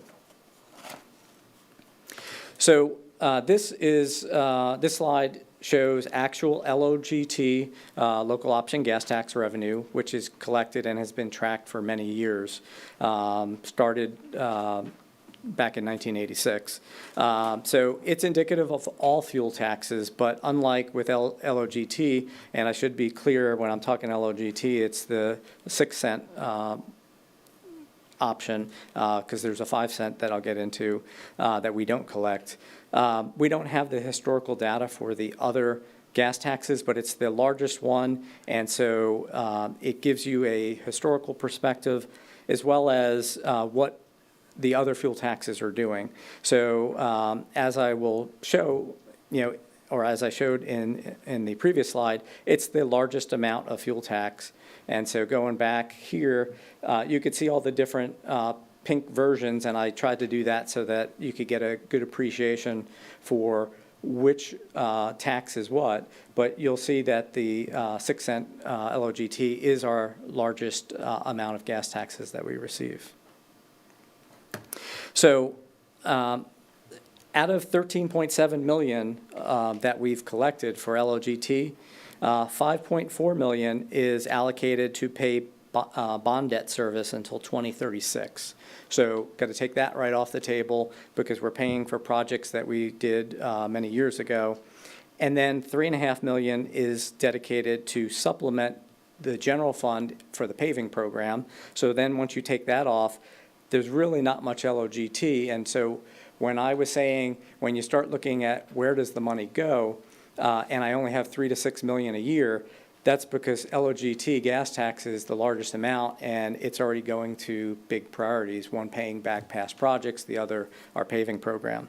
So the blue line here is the actual revenue, and the red is the purchasing power.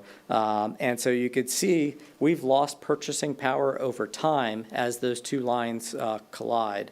With the proliferation of electric vehicles, over-relying on gas taxes is also not advisable, as one day it's going to be replaced. And I think for those that were at the recent Space Coast TPO meeting, that was discussed. Obviously, there's lots of discussions of, how else can we fund if there is no gas tax because vehicles aren't using it. So right now, it's one of our larger pots, but, it is something that I think over time could go away. This is just showing another view of the same data. And I should mention that this comes from the Local Government Financial Information Handbook, and then we just put it into these slides. But this is looking at the total population in blue, which continues to rise, as you're well aware, within Brevard County. And in red, it divides the purchasing power of those LOGT funds by the total population. So when you look at it, it means that despite having more people on a per person or capita basis, it has remained fairly flat. You could see the red line, kind of tails down and then it kind of levels off. So for example, in 2024, we are receiving approximately $20 per capita adjusted for inflation, and there's approximately 657,000 people in the county. So on this slide, wanted to kind of show where the funds go from between capacity and maintenance. In 2017, the board made a conscious decision to focus PW's limited transportation funding to the much-needed paving program, and that started in 2018. It also created a dedicated recurring program with general revenue for that paving program, and I'm going to get into the paving program a little bit later in the brief. But this slide is meant to illustrate how transportation funds were spent between 2014 and 2017, and then since, which is 2018 to 2024. The chart is the actual expenses of gas taxes and impact fees, but in order to be able to explain and show, we excluded grants that were non-recurring, because it had a skewing effect on the data and wasn't able to really show this point. So for example, Pineda Causeway, Barnes Boulevard, St. John's Heritage Parkway were all very large one-time grants. It's excluded from this data in order to be able to look at a more apples-to-apples comparison.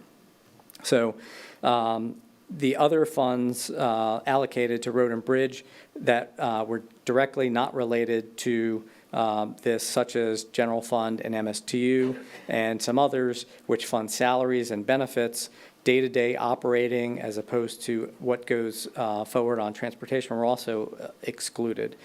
But what you can see is it's meant to depict how our transportation funds are spent And in the slide, you could see maintenance is primarily that of the paving program, but also includes a large-scale transportation maintenance projects. And so you could see the pie got bigger overall from earlier. So if you look at the top left versus the bottom right, the pie is larger. But in the prior 4 years before the paving program, we spent 73% on the available funds on capacity and only 27% on maintenance. And then the reverse is true, because in the last 6 years, we've spent 40% on capacity and 60% on maintenance. And I'm going to get into the reasons why we desperately needed the paving program, and those decisions were made. And we can't back off the paving program, or we will return to that. So I'll get into that in a few minutes, but what it translates to an average of $7.4 million before and $7 million of capacity per year now, and previously $10.4 million for capacity. I'm sorry, $10.4 million now and $2.7 million for maintenance, neither of which adjusted for inflation. So it just gives you a general sense of where our funding is going. On this slide, we're trying to show the overall transportation revenues for paved roads and a breakout by surrounding counties with their total center line miles. And I'll get into a little bit more what center line miles means, but this shows all funding, and again, it is based on the Local Government Financial Information Handbook of 2023. And as an example, we have 1,232 center line miles, and we put in approximately $24.5 million between all funding sources. That translates to $19.95 per mile. As you can see, Indian River has 707 miles of paved roads and receives $50 million. That translates to nearly 3 times the amount that we're putting into our roads at $70.81 a mile. And out of the data collected, only Polk County spends less on their miles per road. And again, using the colors of money, we're showing how each one of those funding sources fits in.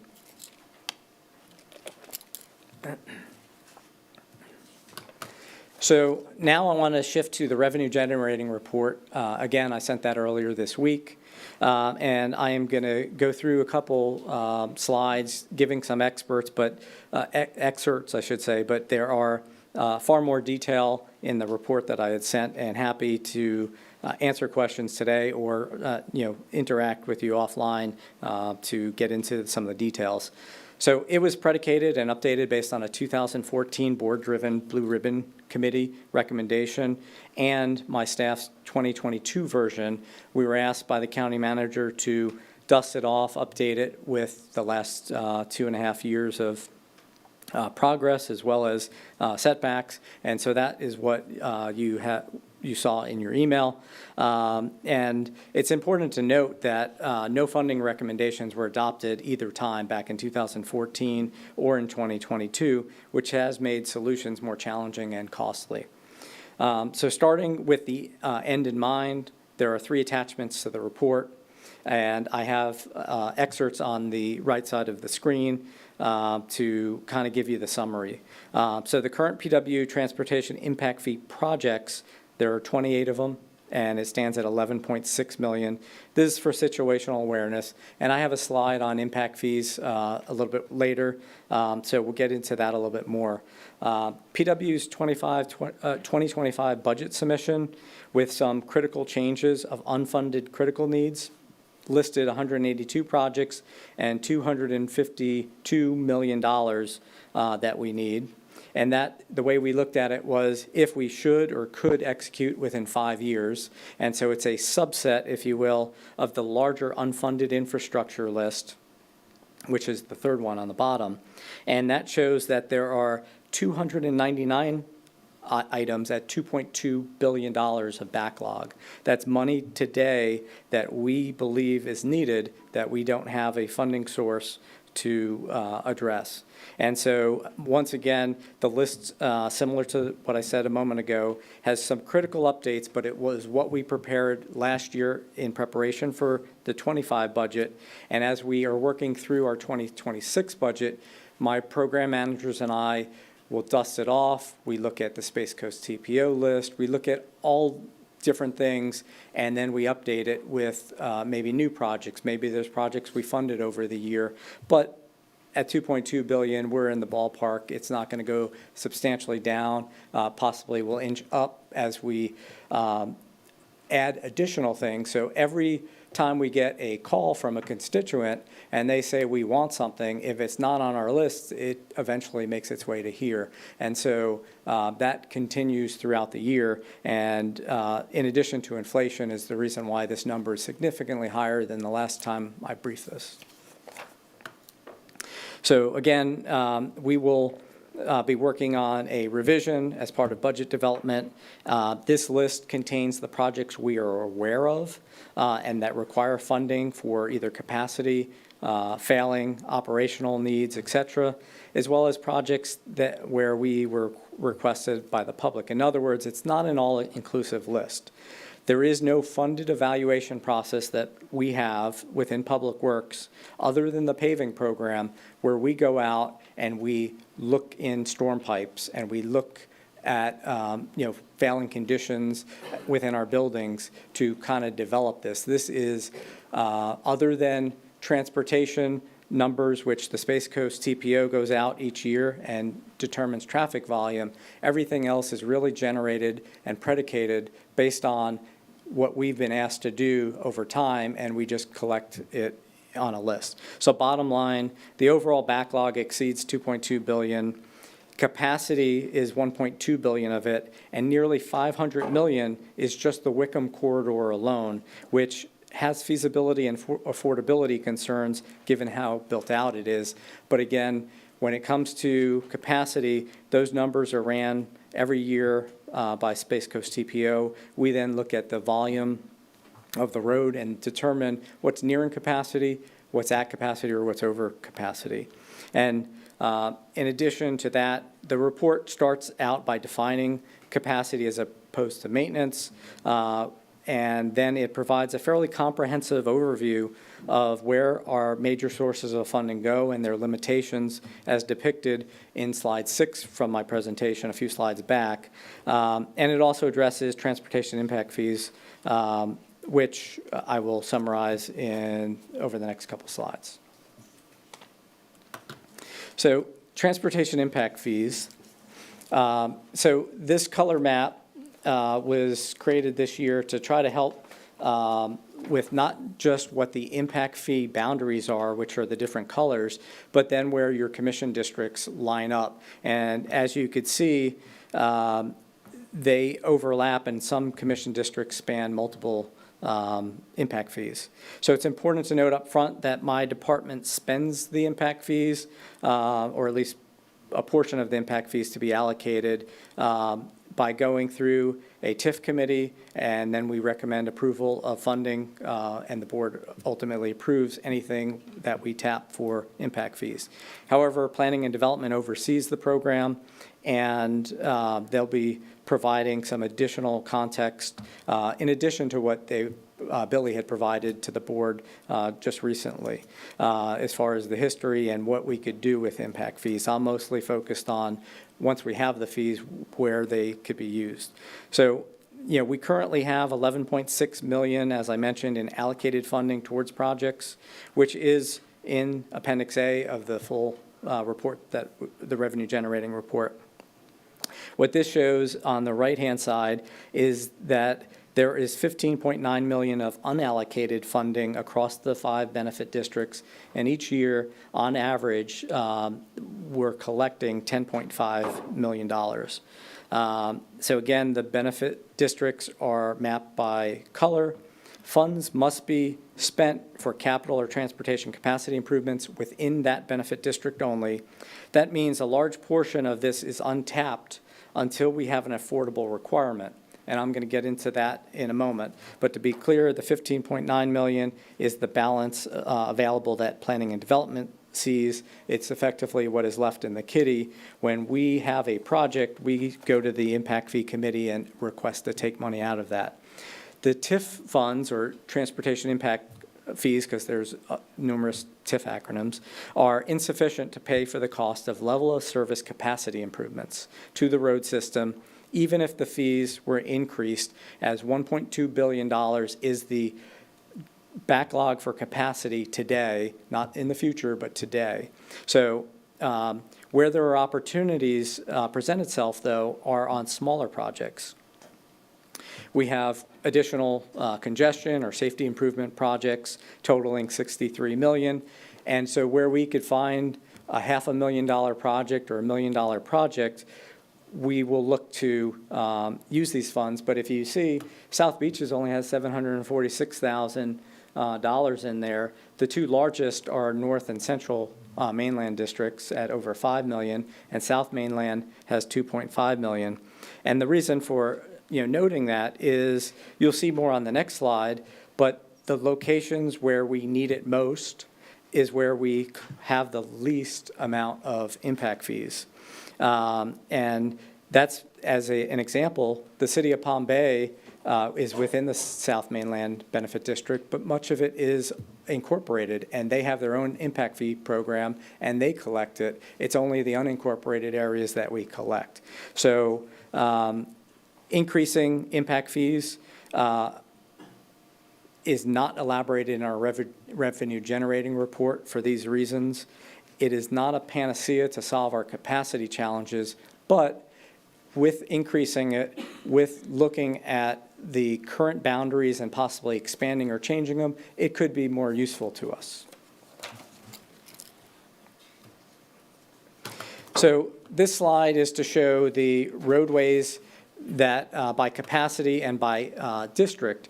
And so roadway capacity refers to the maximum number of vehicles that a roadway segment can accommodate. It's typically measured in vehicles per hour or vehicles per day, and it's primarily based on the number of lanes and the type of roadway.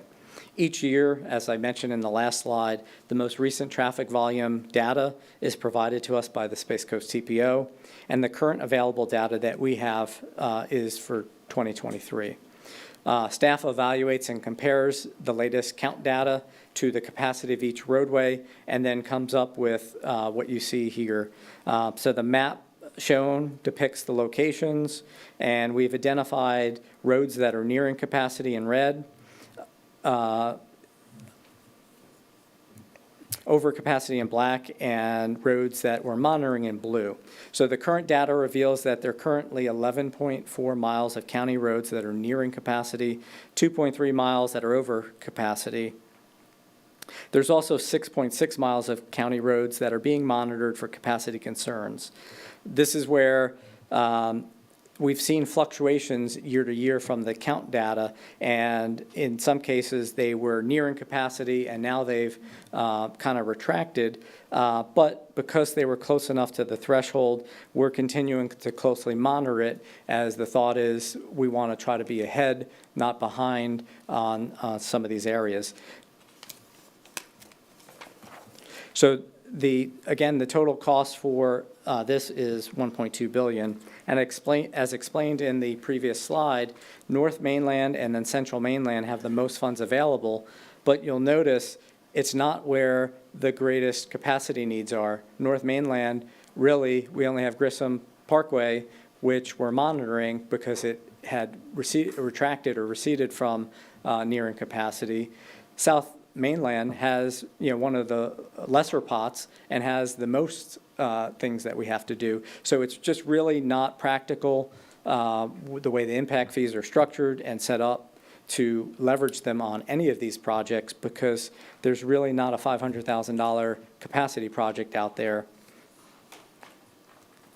So again, we have in our Appendix A to the report where we have some additional, where we're spending impact fees. And there are others out there, and we try to balance staff availability, as well as I'll get into some COVID funding and just implementing our budget overall. So there are some places we could spend money across the districts. It's just a matter of getting enough time and bandwidth in-house to work on some of those projects where we could spend a little bit more of the impact fees. So the report also shows that we could potentially garner $182 million of additional revenue if we were to fully implement this chart. It is similar to what we presented in 2022 with some updated numbers. And again, the report goes into a lot more detail. It provides pros and cons. I'm going to just briefly highlight each of these. So as you could see, at $2.7 million, the 9-cent fuel tax, which is the unleaded motor fuel portion, isn't that much money, relatively speaking, but every little bit helps. Further, it requires no requirement to share with the cities, and the board by supermajority vote could implement it, or simple majority could add it to a referendum. Currently, we only collect the 9-cent fuel tax diesel portion, which is statutorily mandated, and are only going to receive $2.2 million for that. For LOGT, the 5th cent is also not an enormous amount of money at $6.4 million. But considering that we only have discretionary funds of $3 to $6 million, it could potentially double the discretionary funding that we have to go towards capacity with its implementation. Although it does have certain restrictions on operations, maintenance, and repair projects, capacity would be an ideal place for this. Currently, we receive the LOGT 1/6 or 6 cent, as I mentioned before, and that's $13.7 million.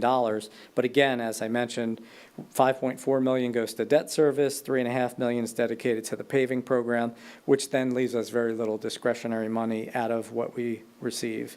It could also be approved by supermajority vote or added by a referendum by simple majority, but it does require an implementation of an ILA with the cities with a majority of the municipal population. So a little bit more challenging to implement, but still potentially worthwhile.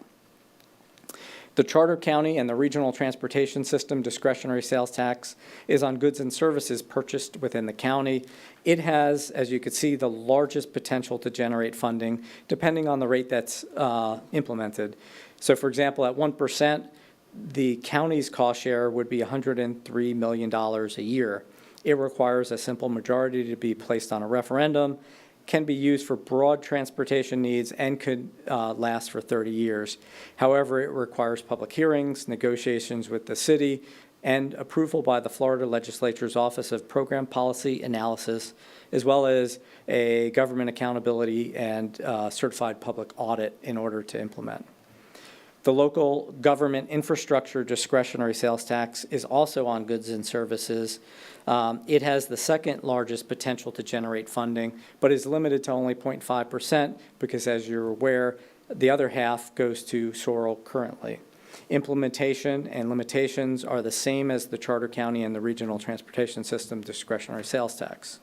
And then finally on this list, public service tax has the potential to generate roughly $32.2 million based on what we see for FPL franchise fees. And this is increasing the amount on other public service related goods and services. It's considered general revenue and can be used on any legitimate transportation purpose. And again, we already received $19 million with FPL franchise fees, but Public Works only sees $4.4 million of that.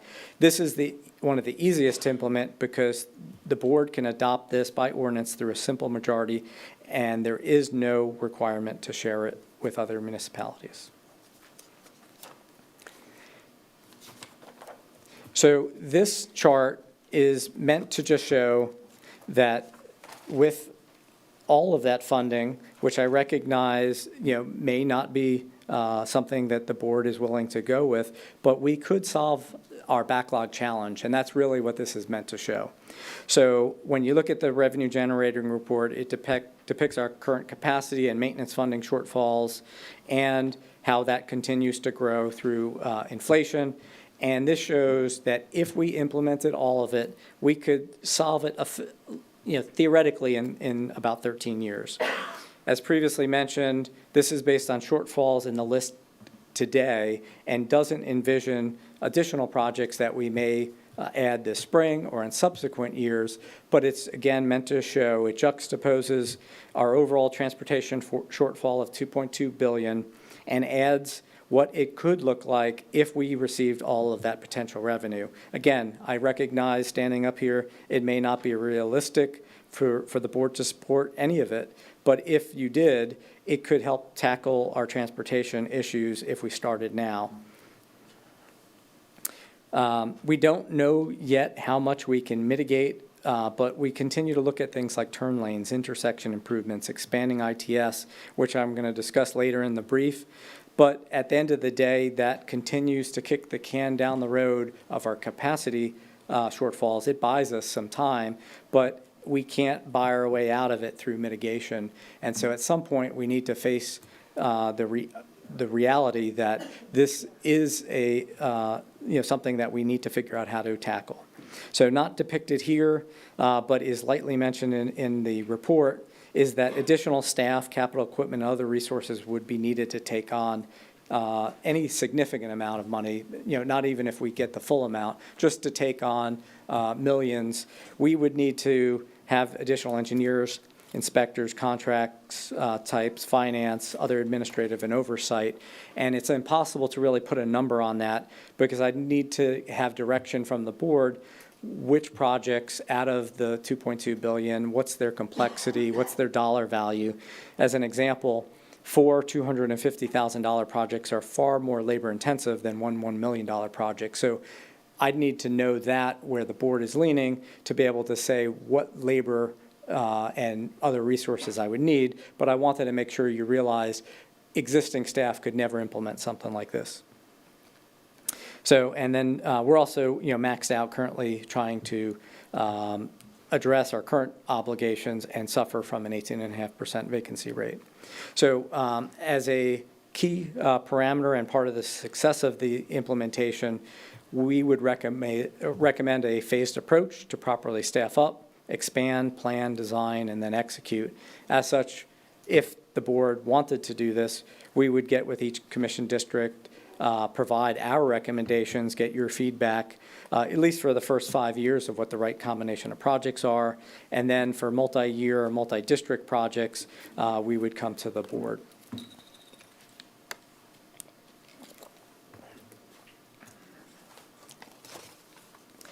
This is just showing the process to implement a referendum should the board so choose.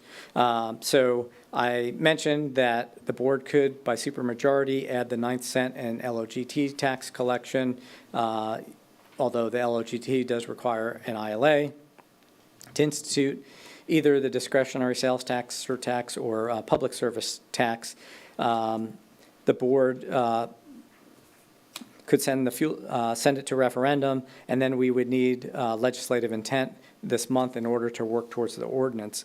This kind of just lays out, as you could see, a timeline in order to be able to get it on the ballot. So we would work theoretically with applicable county staff to finalize an ordinance and work with on ILAs with cities so that we can, it could be sent to the Supervisor of Elections for the November ballot. And again, both discretionary sales service taxes also require public hearings, so we would need to fit that in, and we would need the legislative office program, policy analysis, and government accountability 180 days out, as well as do an audit. So this packs a lot between now and the time we would start collecting some of these. And taxes must be levied on 1 October to be effective by January 1st the following year. And lastly, on this slide, just again, a public service tax could just be implemented through a simple majority with an ordinance at any time. So that is what I'm going to cover for the revenue generating report. Obviously, there's a lot that I just threw out there. It's all in the revenue generating report that I had sent earlier in the week. Taking a right turn on you, I now want to shift away from funding specifically and discuss some of the other highlights of our projects and I'm funding. Sorry, Mark. Can we pause for 1 second? Oh, yeah. Commissioner Altman, sir. More of just a clarification in the revenue, potential transportation revenue. One, these numbers that you show, the 2.7 million, the 6.4 million, that's annual revenue? That is. And the 182 .6 is annual revenue? That is. Okay, Assuming the board said, we're going to do it all, right. yes. And so in 13 years, that would solve our problem, our That's transportation. what this kind of shows. It's a cumulative graph, and it shows that if you look at the blue wedge of the current funding, you look at the potential revenue that I just mentioned, 182 million year over year with inflation or index to CPI, and then you look at the backlog, not adding additional backlog, we could converge and in 2039 theoretically solve it. Could we actually do it? It depends on, design and permitting and all that. This is really just meant to show that we could work ourselves out of this over some period of time. Is it 13? Is it 100? Is it 50 years? That's for the board to tell us what to do. Now, that would be an assumption of no bonding, that would, or just pay as you go? That would assume that we are collecting it through these various options and we pay as we go. Bonding is certainly something that we could do, but thus far, if it wasn't made clear, we haven't necessarily had the support to increase the funding. We've, similar charts have, over my time and even back before me, have, alerted past boards to some of these concerns. That would be done sort of the way the DOT does it, with a work plan, no bonding, and pay as you go, which is a good approach. Bonding is also, I guess, somebody could discontinue the program as you went down, so you don't have the certainty of the program being built if you bonded, but it does, I like the way you put this together. It's really interesting. You always hear about problems. You don't get to hear, okay, this is how we can solve the problem, so I think that's refreshing. The question I have, one more, 13 years to fix the problem. As you go out further, how many years do we maintain that status of having an adequate level of service on our road?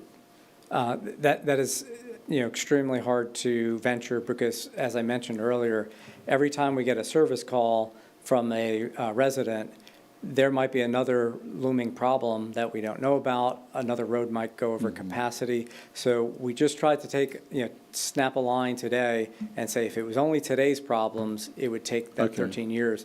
But I don't know about tomorrow's problem yet because we don't have a proactive assessment going out there looking for problems. Depending on growth rates and things such as that, yeah.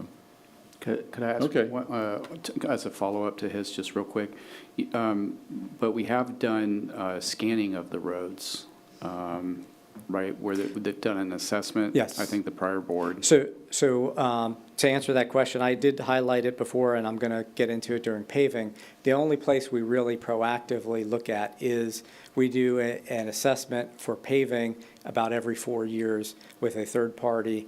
They actually ride every road with lots of high-tech equipment and then give us a report. And I'll get more into that. But other than that, there's no teams going out there looking for failing pipes and other issues because we just don't have the staff or the resources to do it. Okay, so let me get back to this slide. I have one more quick question, I'm sorry. The span of like the 25 million to 103 million and the 3 million to 32 million, what's the? So that for each one, it's either a percentage that the board can implement or a specific amount, and the revenue generating report actually has that breakdown in more detail, although on the slide we have a little bit. So for example, like the local government infrastructure, we could levy 0.5% or 1%, but 1% is the max, and NERM for the soil program already gets half of it. So we could only take another half if the board so chose. So we're just trying to show the ranges of what we could do. Okay. And then the needs, does this include paving roads as far as like all the dirt roads? It has some of the key ones in our unfunded that are backlog, on the list, but it doesn't have all 82 miles of roads. That could be added though, as we have discussions with each commissioner. So basically, these numbers are the backlog of things that we need to like that are critical? Like, So we tried to break it out, critical as in what we could do or should do in 5 years. That's that smaller amount of 252 million, only 252 Right. million. And then what's the full need? Because we recognize it will take time to get there. But again, it is, today's capacity numbers, not Correct. 10 years from now. So I don't know what capacity will do in 10 years, but if we continue to grow, you can only imagine that number is going to continue to grow. right, okay, thank you. Any other questions on this? Okay. All right, so again, trying to take a right turn now. This is not an all-inclusive list of the accomplishments we did in 2024. They would be far and wide. Unless there are questions, my intent here is to just flash up some of the bigger projects we did in each of your districts and push forward, because again, we have at any given time about 700 projects going on. These are some of the bigger ones, but I couldn't sit here and answer questions on every one. It's just impossible for anyone to be able to do that. And this is one, and you'll see on some of the other projects, I intend to kind of just run through it real quick. But you have the information. We're happy to follow up with you offline, but we will entertain questions if you have it. So major projects. Similarly, this is not in an all-inclusive list as well. And so you might be thinking, what about, a project in my district? I'm going to get into it in the next slide, at least showing you some of all of the projects that are capital improvement. But these are some of the larger high visibility ones that PW is working. And again, in the interest of time, going to hit a few things and then plow through. So I'm going to talk more about bridges. So I'm going to defer discussions on the two bridge projects. Hollywood widening is something we've also been working on a very long time, about a decade or more. But the current projection is $95.1 million to widen that road. And per past criteria for federal grants, it wasn't going to score well. We don't know yet where the Trump administration may change that criteria, and maybe we'll fare better. But right now, we have not pursued grants, one, because we're not quite done with the design, but we have looked at it enough to know it wouldn't score well, and we'd be wasting a lot of money chasing what we know we couldn't get. We had a better shot at Ellis Road and still couldn't get federal money. But it's still something that needs to be done for the south part of the county, and where we are headed is kind of a two-phase approach. One is finish the design because we've invested a lot of money. I should say three-phase approach, finish the design. The other is where there's targets of opportunity to do advanced acquisition. An owner comes to us and says, I know you guys want to widen the road someday, will you buy my property? It's much cheaper today than it will be tomorrow, especially under the threat of eminent domain. And so wherever there's those opportunities, we continue to buy those properties. And so we may submit for some additional funding because we're starting to run low in order to be able to pursue that. And then the third phase is, and I'm going to get into it later in the brief, but we have a congestion mitigation study that we should be finishing later this spring. And so we will be looking at where are those targets. Maybe it's a turn lane, maybe it's an intersection. Instead of trying to bite off the whole $95 million project, it will take us a long time, but in absence of that, what can we start doing? And so that's kind of the three-phase on Hollywood. Pineda Causeway and Wickham turn lanes, we're expected to start phase one construction sometime in March. There are a couple hiccups we're working through on MOT, but we will get through those. And we're still waiting on St. John's River Water Management District on phase two. I know Commissioner Feltner knows that well. That's for that extension of that eastbound lane on Pineda. But as far as the rest of that project, that is moving forward. It's been awarded, and we are just working out some of those kinks. Ellis Road is effectively funded for construction, assuming FDOT's 10 to 5-year work program is finalized. However, the reason for bringing it up here is there's still we're anticipating some expenses that aren't necessarily captured by that. And so if you see a request from me within FY26, I didn't want you to be caught off guard, because on one hand, FDOT is saying we're fully funded, and there are some issues. So for example, FPL has some dedicated easements. We know there's a portion of money that has to be paid. They have not given us what that looks like so that we can negotiate with them. We don't anticipate getting that till May, June. We have tried to see if we can get something earlier, at least for budget preparation, and we're working towards that. But if we're kicking them out of a dedicated easement, there is some exchange of funds. There's also potentially some for design code updates, as well as some inspection. As we get closer, we'll know that. But for all intents and purposes, the project is effectively funded. The next one, the TMC, the RFQ proposals were received this week, and we anticipate starting construction sometime later this summer. Rail safety is on hold pending a hopeful reauthorization from the Trump administration. I think you're all aware that about a month ago, there were a series of executive orders that were issued, and one of them was to hold short on grants. Well, we had previously, under the Biden administration, just received a rail safety grant for our projects. It would be Michigan Avenue, Dixon Boulevard, and Holly Street, but we were participating with the City of Melbourne and COCO and working with the Space Coast TPO. In order to be able to effectuate that, we're heavily reliant. We're putting 20% match up for the 80%. We were awarded the project, but as the president and his team go through, are these the right grants to be put out? We're waiting, obviously with bated breath, to know whether or not we're going to be given the thumbs up or reauthorized or be told to come back and resubmit it again. We just don't know at this point.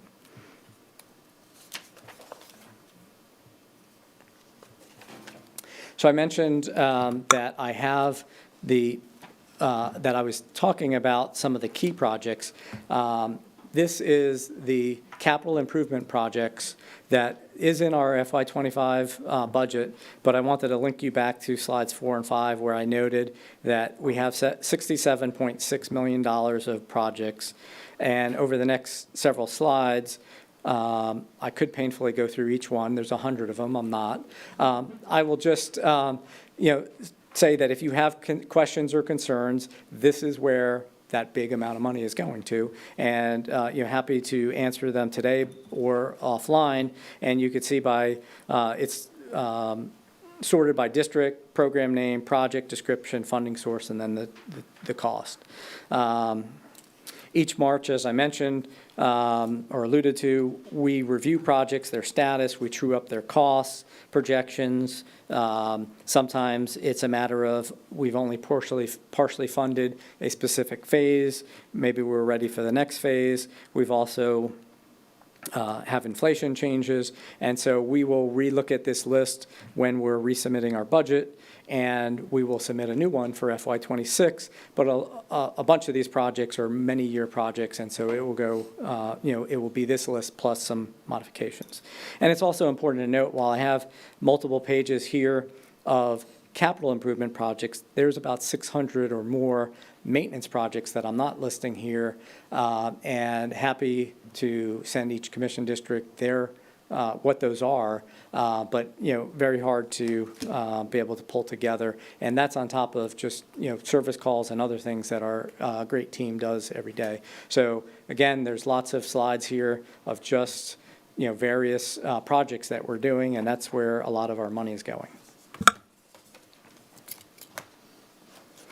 What I wanted to mention here, this is one-time additional COVID funding, and this is an addition to our department budget. It's funding that is held by the budget office, and then we have been working to spend it. So the capital equipment that's listed here is fairly easy to purchase, and that's really just through our different processes, going out on the street and then getting the equipment. And so by no means complaining about having a problem with too much money. But I wanted to share that, the design and construction projects take an enormous amount of current staff bandwidth to implement. First, we had to obligate it by December 24, and now we have to complete it by 2026, so those funds aren't clawed back. So the pie chart shows 40% or 11 projects that are still in progress. We have till 2026, but 60% of it has already been completed. This is for things like the Wickham Road Bridge, Road and Bridge and Fleet Maintenance Facility, Oak Park Drainage, remote telemetry, which I'll get into later, Indy Atlantic Stormwater Improvements Phase 1, North Indian River Drive, Road Shoreline Improvement Drainage Project, Master Plan, Cherokee Bayfield Remedial Stormwater, Titusville, Cocoa, and Merritt Island Feasibility and Concept. We put money towards Ellis. We have a Evans Road at Hibiscus Drainage Project, which is kicking off next month. We have a Dixie Village Drainage Design and Barefoot Bay pipe repairs, all of which were not otherwise possible without this one-time funding. But spending that amount of money efficiently and effectively is also at great cost to us being able to implement that. Okay, now the big one, Road and Bridge. So Road and Bridge is the largest program within Public Works. It has 174 full-time equivalent positions, which, as you can imagine, is bigger than most of the departments, other than a few. It also has the highest vacancy rate at 26%. That's mostly our blue-collar workforce, where it's very hard when we're paying $16 an hour and they could make 20 at McDonald's or at in Walmart, and we're asking them to work outside in the hot sun. So that is one. We have a recruiter that's dedicated, trying to find people, but people also have to want to work for what we're willing to pay. You look at the private sector, we no longer compete. It used to be that county or government in general, we had great benefits, but nowadays a lot of those private businesses are offering the same benefits. So that is a challenge for us, and that is backed up not by anything scientific. That is backed up by, as our supervisors interview people and they pass on us what they're telling us. We are actively working to develop programs that can tackle failing infrastructure, utilizing the resources that have been given to us by the board. Although exponential growth in requests, workforce vacancies, increased costs, contractor challenges complicate some of those efforts, but we strive to maintain our regular mowing, road grading schedules, plan projects, investigate service requests, and meet our annual performance goals each year. And we're going to get into a lot of those concerns as we move forward. So much like on the other sections, I'm not going to delve into this other than to say that there's $53.9 million for Road and Bridge. It's comprised largely of two internal funds. One is the MSTU, which is the Municipal Service Taxing Unit, or ad valorem tax, at $16.9 million, and $37 million of maintenance operations. I'm going to get into that in the next slide. And then the biggest cost is really operating our shops, responding to calls, addressing issues, and now I'm going to get into colors of money specifically for Road and Bridge. So this slide, again, has two major internal fund sources within Road and Bridge. The Municipal Service Taxing Unit is ad valorem tax, and our maintenance operations budget. So if you think back to the earlier slide where I showed all of the funding that goes to Road and Bridge, you could basically look at it as MSTU and everything else. A big portion of it is general fund, but there's also some gas taxes and other fees that go towards it. And so that's why it looks like a rainbow from green to pink. So as you can see at the bottom of the chart, there's pink polka dots below the black line. That is the MSTU budget, and you could see it has remained relatively stable. The MSTU budget is ad valorem based on property values and assigned a millage rate. It has experienced some minor increases and decreases over the years, and balance forward is certainly a part of that. But really, is largely attributed to the rollback of millage to keep within the charter cap, so that hasn't gone up significantly. This money, specifically MSTU, is used to maintain infrastructure within each district. That's the roads, drainage, sidewalks, potholes, contracted services, capital equipment outlay, and maintenance projects. And I have a slide, the next slide, which will show a breakout of MSTU. Salary and benefits, however, as well as major CIP projects, are not part of the MSTU. They're under the maintenance operations. So the maintenance operations budget, again, shown in the green to red, is meant to symbolize the various flavors of money. And again, if you think back to my slide 6, that actually shows all of those. But it funds labor, including comp and benefits, which is one of the largest portions of general fund, maintenance operations, the paving program, which is the other large portion of general fund, reconstruction, bridge rehabilitation, materials, fuel, contracted services. The main variation here year to year is balance forward and inflation. And so maybe there's projects that are multi-year and we move the money from one year to the next. This slide shows the MSTU. Again, the municipal service taxing unit for each district. Some districts, as in 4, have multiple portions, like District 4 has a Merritt Island portion, a beach portion, as well as the rest of District 4. So each Brevard County unincorporated property owner has a road and bridge MSTU line on their tax bill. Many taxpayers, and maybe yourselves, might be surprised to look, but if you see it, on average, I would say this is not scientific, but I've looked at enough of them. When someone calls and says, they're not getting their due, most people only pay $15 a year, maybe 50, some of it 75, but that is the line item that goes to these numbers. And so when you're looking at it and saying, why am I only getting $742,000 in District 2 or $647,000 in District 3, it's because it's not generating that much at that amount. And again, I want to be clear, this is not the total MSTU, but rather what's left for available funding for maintenance and repair after we take out required expenses. So it is slightly lower than what you'll see possibly in the budget itself, but this is what we have to actually spend on maintenance. This is where most individual constituent levels at the street and home level get involved. It's never enough, it's limited, and not every good idea can be funded. So maintenance projects, there's tens of thousands of dollars or hundreds of thousands that go to these projects. And so if you think of spending hundreds of thousands on a few projects, you quickly burn through this money every year. And that's what we do. Susan, our Road and Bridge Program Manager, judiciously manages this for each of the districts to make sure that we have enough money for the requests coming in, storms, as well as a number of the issues that I alluded to, but specifically drainage, streets, facilities, sidewalks, transportation services, landscape services, tree removal, engineering, surveying, equipment for your districts.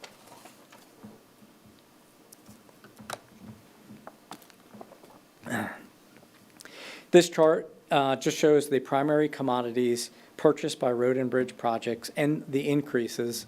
And I think you'll quickly see, while CPI may only be 2.95%, it is not what we're seeing in the construction industry, which has presented us a challenge. Several of you I know were at the Space Coast TPO Governing Board last week because I watched it, and they reported just in the last year, earthwork was up 131.6%, traffic signals 26%, and asphalt 5%. That's not even on my chart, but I figured it was worth repeating. Here, we are showing some of the most used commodities within road and bridge. Lime rock has went up 286% since 2005, concrete 147%, asphalt 163%, and elliptical concrete pipe 214%. That means that with a cap of 3%, when you see these year-over-year inflationary prices, we lose purchasing power and accomplish less every year. This breaks out our major assets that we're tracking each year, and we continue to add more, particularly on the drainage side as we refine our GIS documentation, we resolve easements and right-of-way issues that arise. So I'm not going to go into each one, but you could see it's a healthy amount of, from paved roads to dirt roads to guardrails and everything in between. In addition to that, there's 2 fixed pumps, one at Merritt Island, or one in Pine Island, one at Hall Road on Merritt Island. There's a Legay pump station in Cocoa, Deer Run pump in Palm Bay, various floodgates, staff gauges, handrails, curb and gutters, retention, detention ponds, some of which I'll get into, but this slide really just tries to show the assets that our men and women in Road and Bridge are maintaining. So this slide is trying to show, it is trying to exemplify county growth over the last 30 years. And the yellow being the roads that we maintain. And you could clearly see even the ones where there's not yellow roads, just the development that has occurred just in East and West Viera. And so obviously, as you can see, it's significant, both residential and commercial growth. Perhaps not as concentrated elsewhere, such as it is here in Viera, although there are pockets in Palm Bay, going to catch up to it. Brevard has grown a projected 48% over these 30 years in population. And so this is really indicative of what we are seeing around the county, and it was based on our budget projections as well as U.S. facts as far as the population. So while development east of I-95 was already in progress back in 1995, residential growth has continued and has added on the west side, resulting in not just roads, but additional infrastructure for us to maintain, which includes curbs, gutters, drainage systems, sidewalks, bridges that weren't there before. New development in this specific example has led to an increase in population that demands more services and requires maintenance of the expanding roadway infrastructure. Current staffing levels are strained due to high vacancy rates and limited funding from the municipal service taxing unit, which is what we use to fund some of these things that I just mentioned. We didn't look comprehensively at road and bridge staffing 30 years ago, mostly because that hard to find, and also at one point it was a department. It's morphed over time, but we did pull up John Denninghoff's presentation from 10 years ago, and for top line numbers, we had the same staffing that we do today, 173.5 people for road and bridge. Now, that's not to say we haven't added, because we've shifted, we've subtracted, we've worked with the county manager during my time and the board to help shift the billets where we most need them, and so that has been occurring. But just from a top-line perspective, we have no more people than we did 30 years ago for road and bridge, and the infrastructure continues to grow. Over the last 5 years, with continued pressure to respond timely, outsourcing has been key to our strategy to address the high vacancy rate, providing some of the resources needed to meet service delivery demands, albeit at a 3 to 4 times what our in-house forces cost us. We aim to maintain a strategic balance of in-house and outsourced labor while staying in our approved budget set by you, the board. However, as population continues to grow in developed areas of the county, especially for high-growth areas like Viera, it's essential to allocate additional resources to meet community needs and maintain growing infrastructure. As such, we recommend incorporating recurring funding into future planning to support this growth, or potentially accepting only private infrastructure as an alternative for subdivisions, as other municipalities has done. We will get into it later on, but on average, we grow by about 4.5 miles of centerline miles of road every single year. That comes with it, again, curbs and gutters, drainage, et cetera, with the same, effectively the same MSTU, as I showed you in the chart, and the same top-line number we've had for 30 years. So Road and Bridge takes a proactive approach to maintain these key programs, sidewalks, drainage, bridges, and roads, to the best that we can. And each one has a rolling 5-year strategic plan, which I'll get into. However, overall, I still would describe us as a very reactive department in that issues and calls come to us. In other words, there are no staff or consultants going out looking for issues. I mentioned that before, but I wanted to just reiterate, there's no one going out there and saying, oh, I see that sidewalk is damaged today, let's add it to the list. That is largely driven on citizen complaints. Or if we're out there and we happen to see it, but that is not necessarily where our attention and focus is. So the slide highlights our top 4 assets. Mentioned them a moment ago. And we have metrics to monitor our progress, track our successes, and identify areas for improvement or adjustment as needed. Our road program has proven to be the most successful among these initiatives, and I would say has been adequately funded dating back to 2018 when the board made a conscious decision to fund the paving program.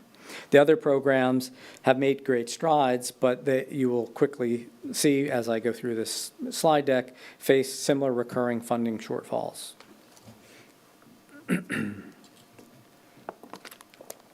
These are the FY25 major projects for Road and Bridge. Similar to the other ones, I'm not planning to go through these. Staff and I will answer questions if you have any, but I want to make up time, and also we're happy to address any of these offline. So again, not indicative of all road and bridge projects being worked, but some of the big ones that they are working on your district's behalf. So the next one is showing the county transportation network. Let me get to that. Notes. Okay, so the countywide, we have 1,150 paved center line or CL miles and 82 unpaved miles for a total of 1,232.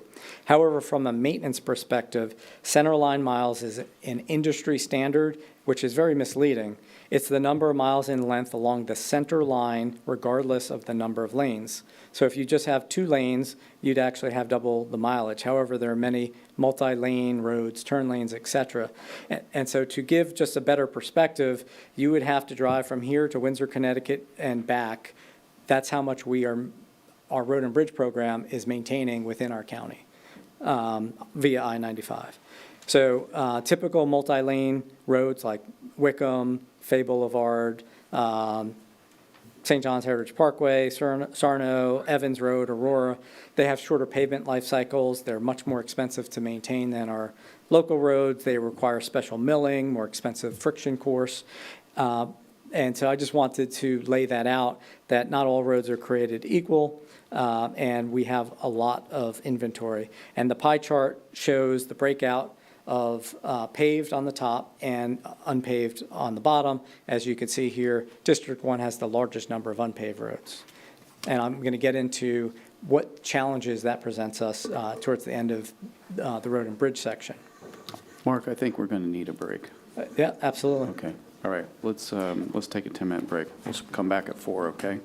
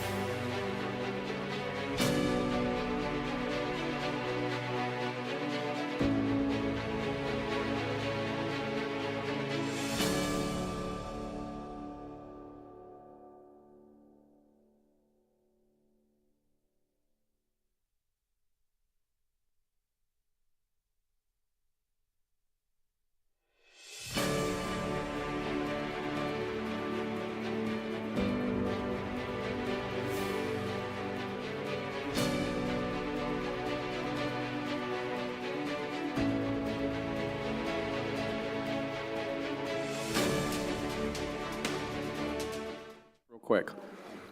Do we want to stop and have Mark continue at the next budget workshop? We'll put him ahead of Parks. Or do you? Stopping him not continue ever. Okay. All right. Okay, we're at fork in the road, right, Mark? So, stop and he can continue the rest at the next workshop, or we can power through this. So, and he can try to hurry up a little bit. What do you want to do? Looking for input here. I have a question. Okay. When you say he can hurry up a little bit, what does that look like to Mark? I don't want you to So- leave out stuff. I'm on slide 36, and I had, I think, 78 or 79. Let's do it at the next workshop. My wife is suffering and I need to go to her. Okay, so we got one vote for next workshop. I'll take next one. Will, can we still do public comment? All right, we have two cards, so we'll do that. Commissioner, just, Okay. I guess as a recommendation, do you want me to finish Road and Bridge at least? And then this way we have a clean stopping point? Okay, I think how that makes many? sense. Yeah, that makes, how many more is that? I mean, just to give us, 18, right? Yeah, and I could try to, speed some of it up. okay. Or I could just stop now. That's up to you. Okay, I think I'm hearing stop now is what I'm hearing, and when we'll resume on the next workshop, okay? Now, with that, yeah, and then we'll have a brief board discussion. So, we have two public comment cards. Sandra Sullivan.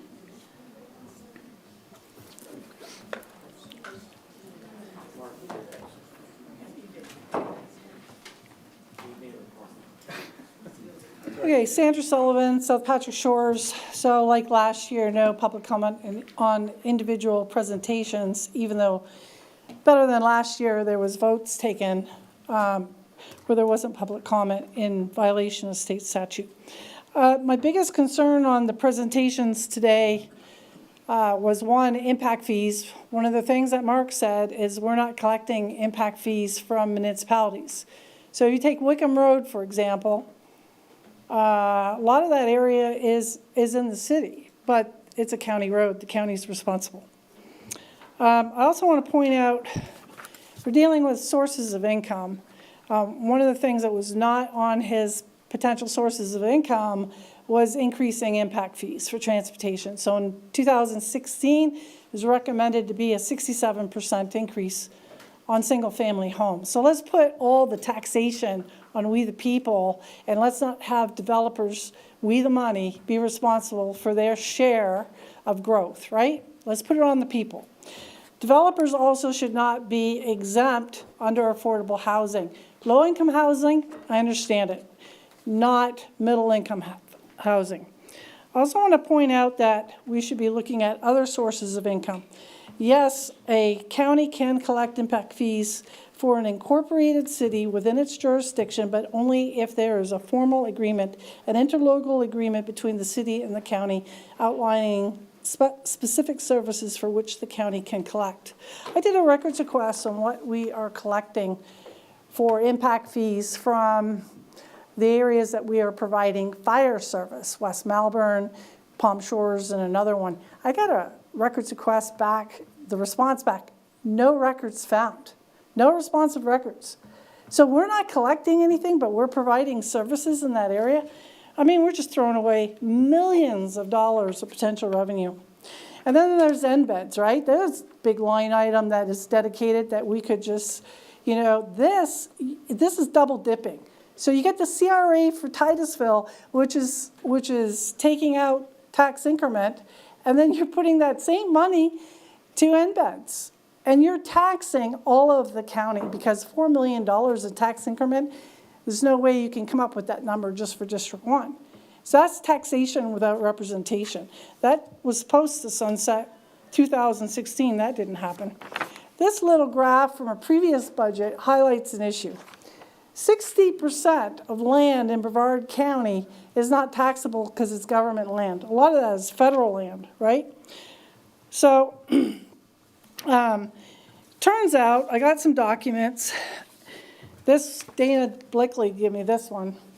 And it very clearly, by state law, says we can collect tax at a local level for those federal lands when they are leased to private entities. And I have a lot more. I've reached out to all of your offices. I've had one office get back to me. But we can do better at looking at sources of income and not just putting all the burden on we the people, which is all I see that you guys are looking at. Thank you. Thank you. Lynn Hartman.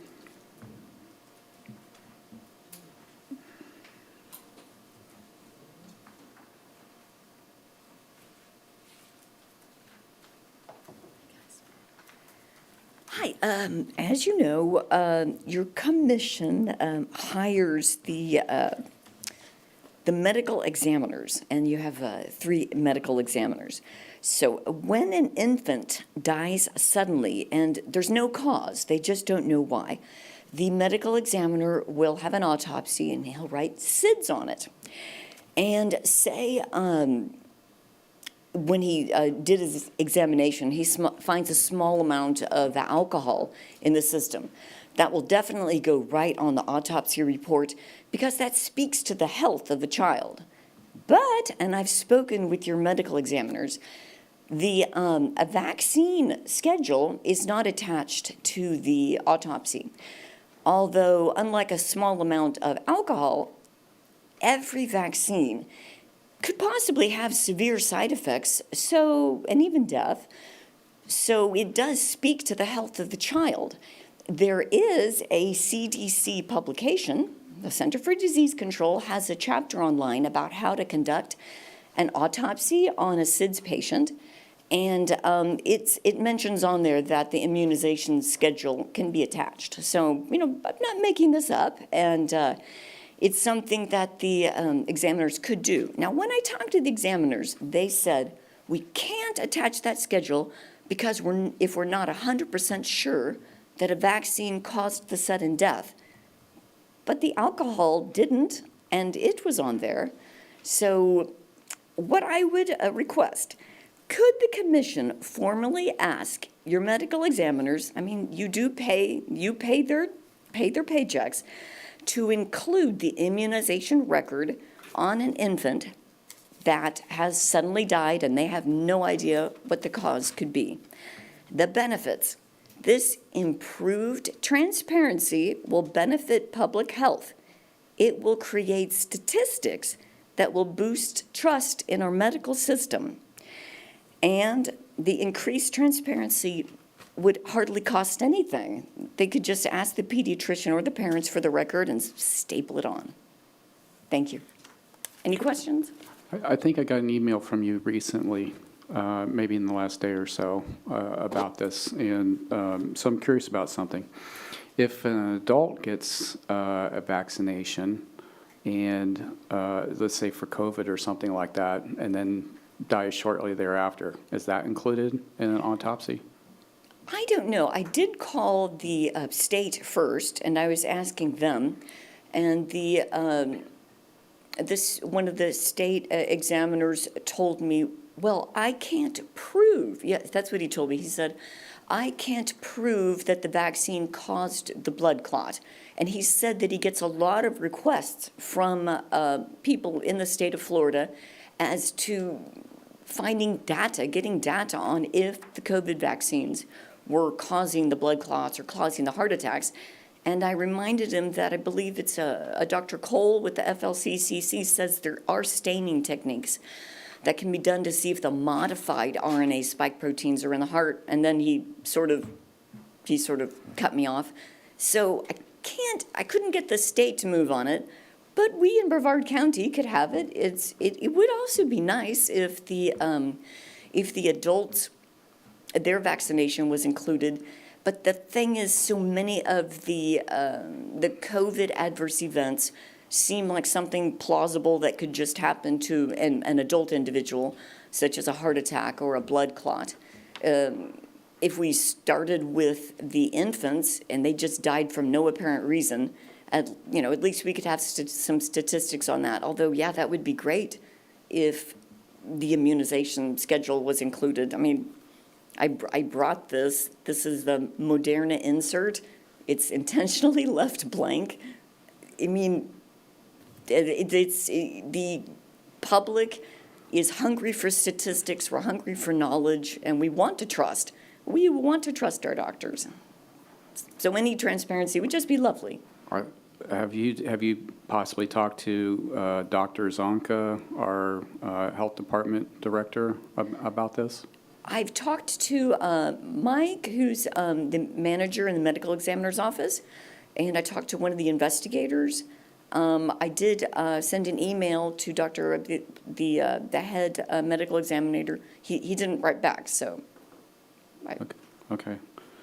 It's an interesting thing, so I appreciate it. Oh, thank Okay. you. Thanks. Yeah, All right. I'm a part owner of a primary care in Indialantic, Iron Direct, and we started during the COVID thing because government officials told doctors that they couldn't treat early. So my son started his own primary care to treat early. So government can have a big effect on what doctors do. They're very open to suggestions. Thank you very much. Thank you, Rob. Okay, Commissioners, any discussion from today before we leave? Go ahead, Commissioner.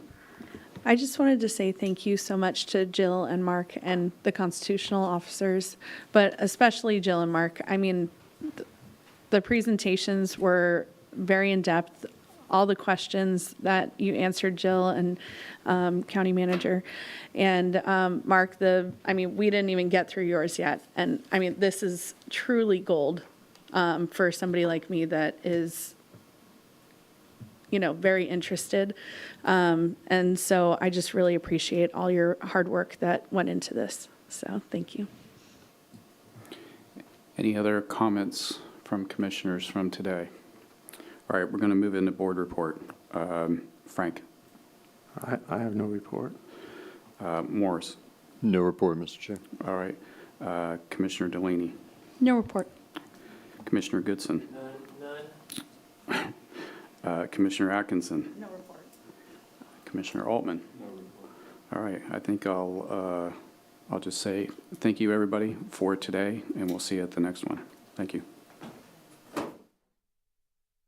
The opinions expressed by any member of the public during any period of public comment do not necessarily reflect the views or opinions of the Board of County Commissioners of Brevard County, Florida, Space Coast Government Television, or the program sponsor, and are solely those of the presenter. The Board of County Commissioners of Brevard County, Florida, Space Coast Government Television, and the program sponsor hereby expressly disclaim any and all responsibility or liability for any defamatory or slanderous statements expressed by any member of the public during any such period.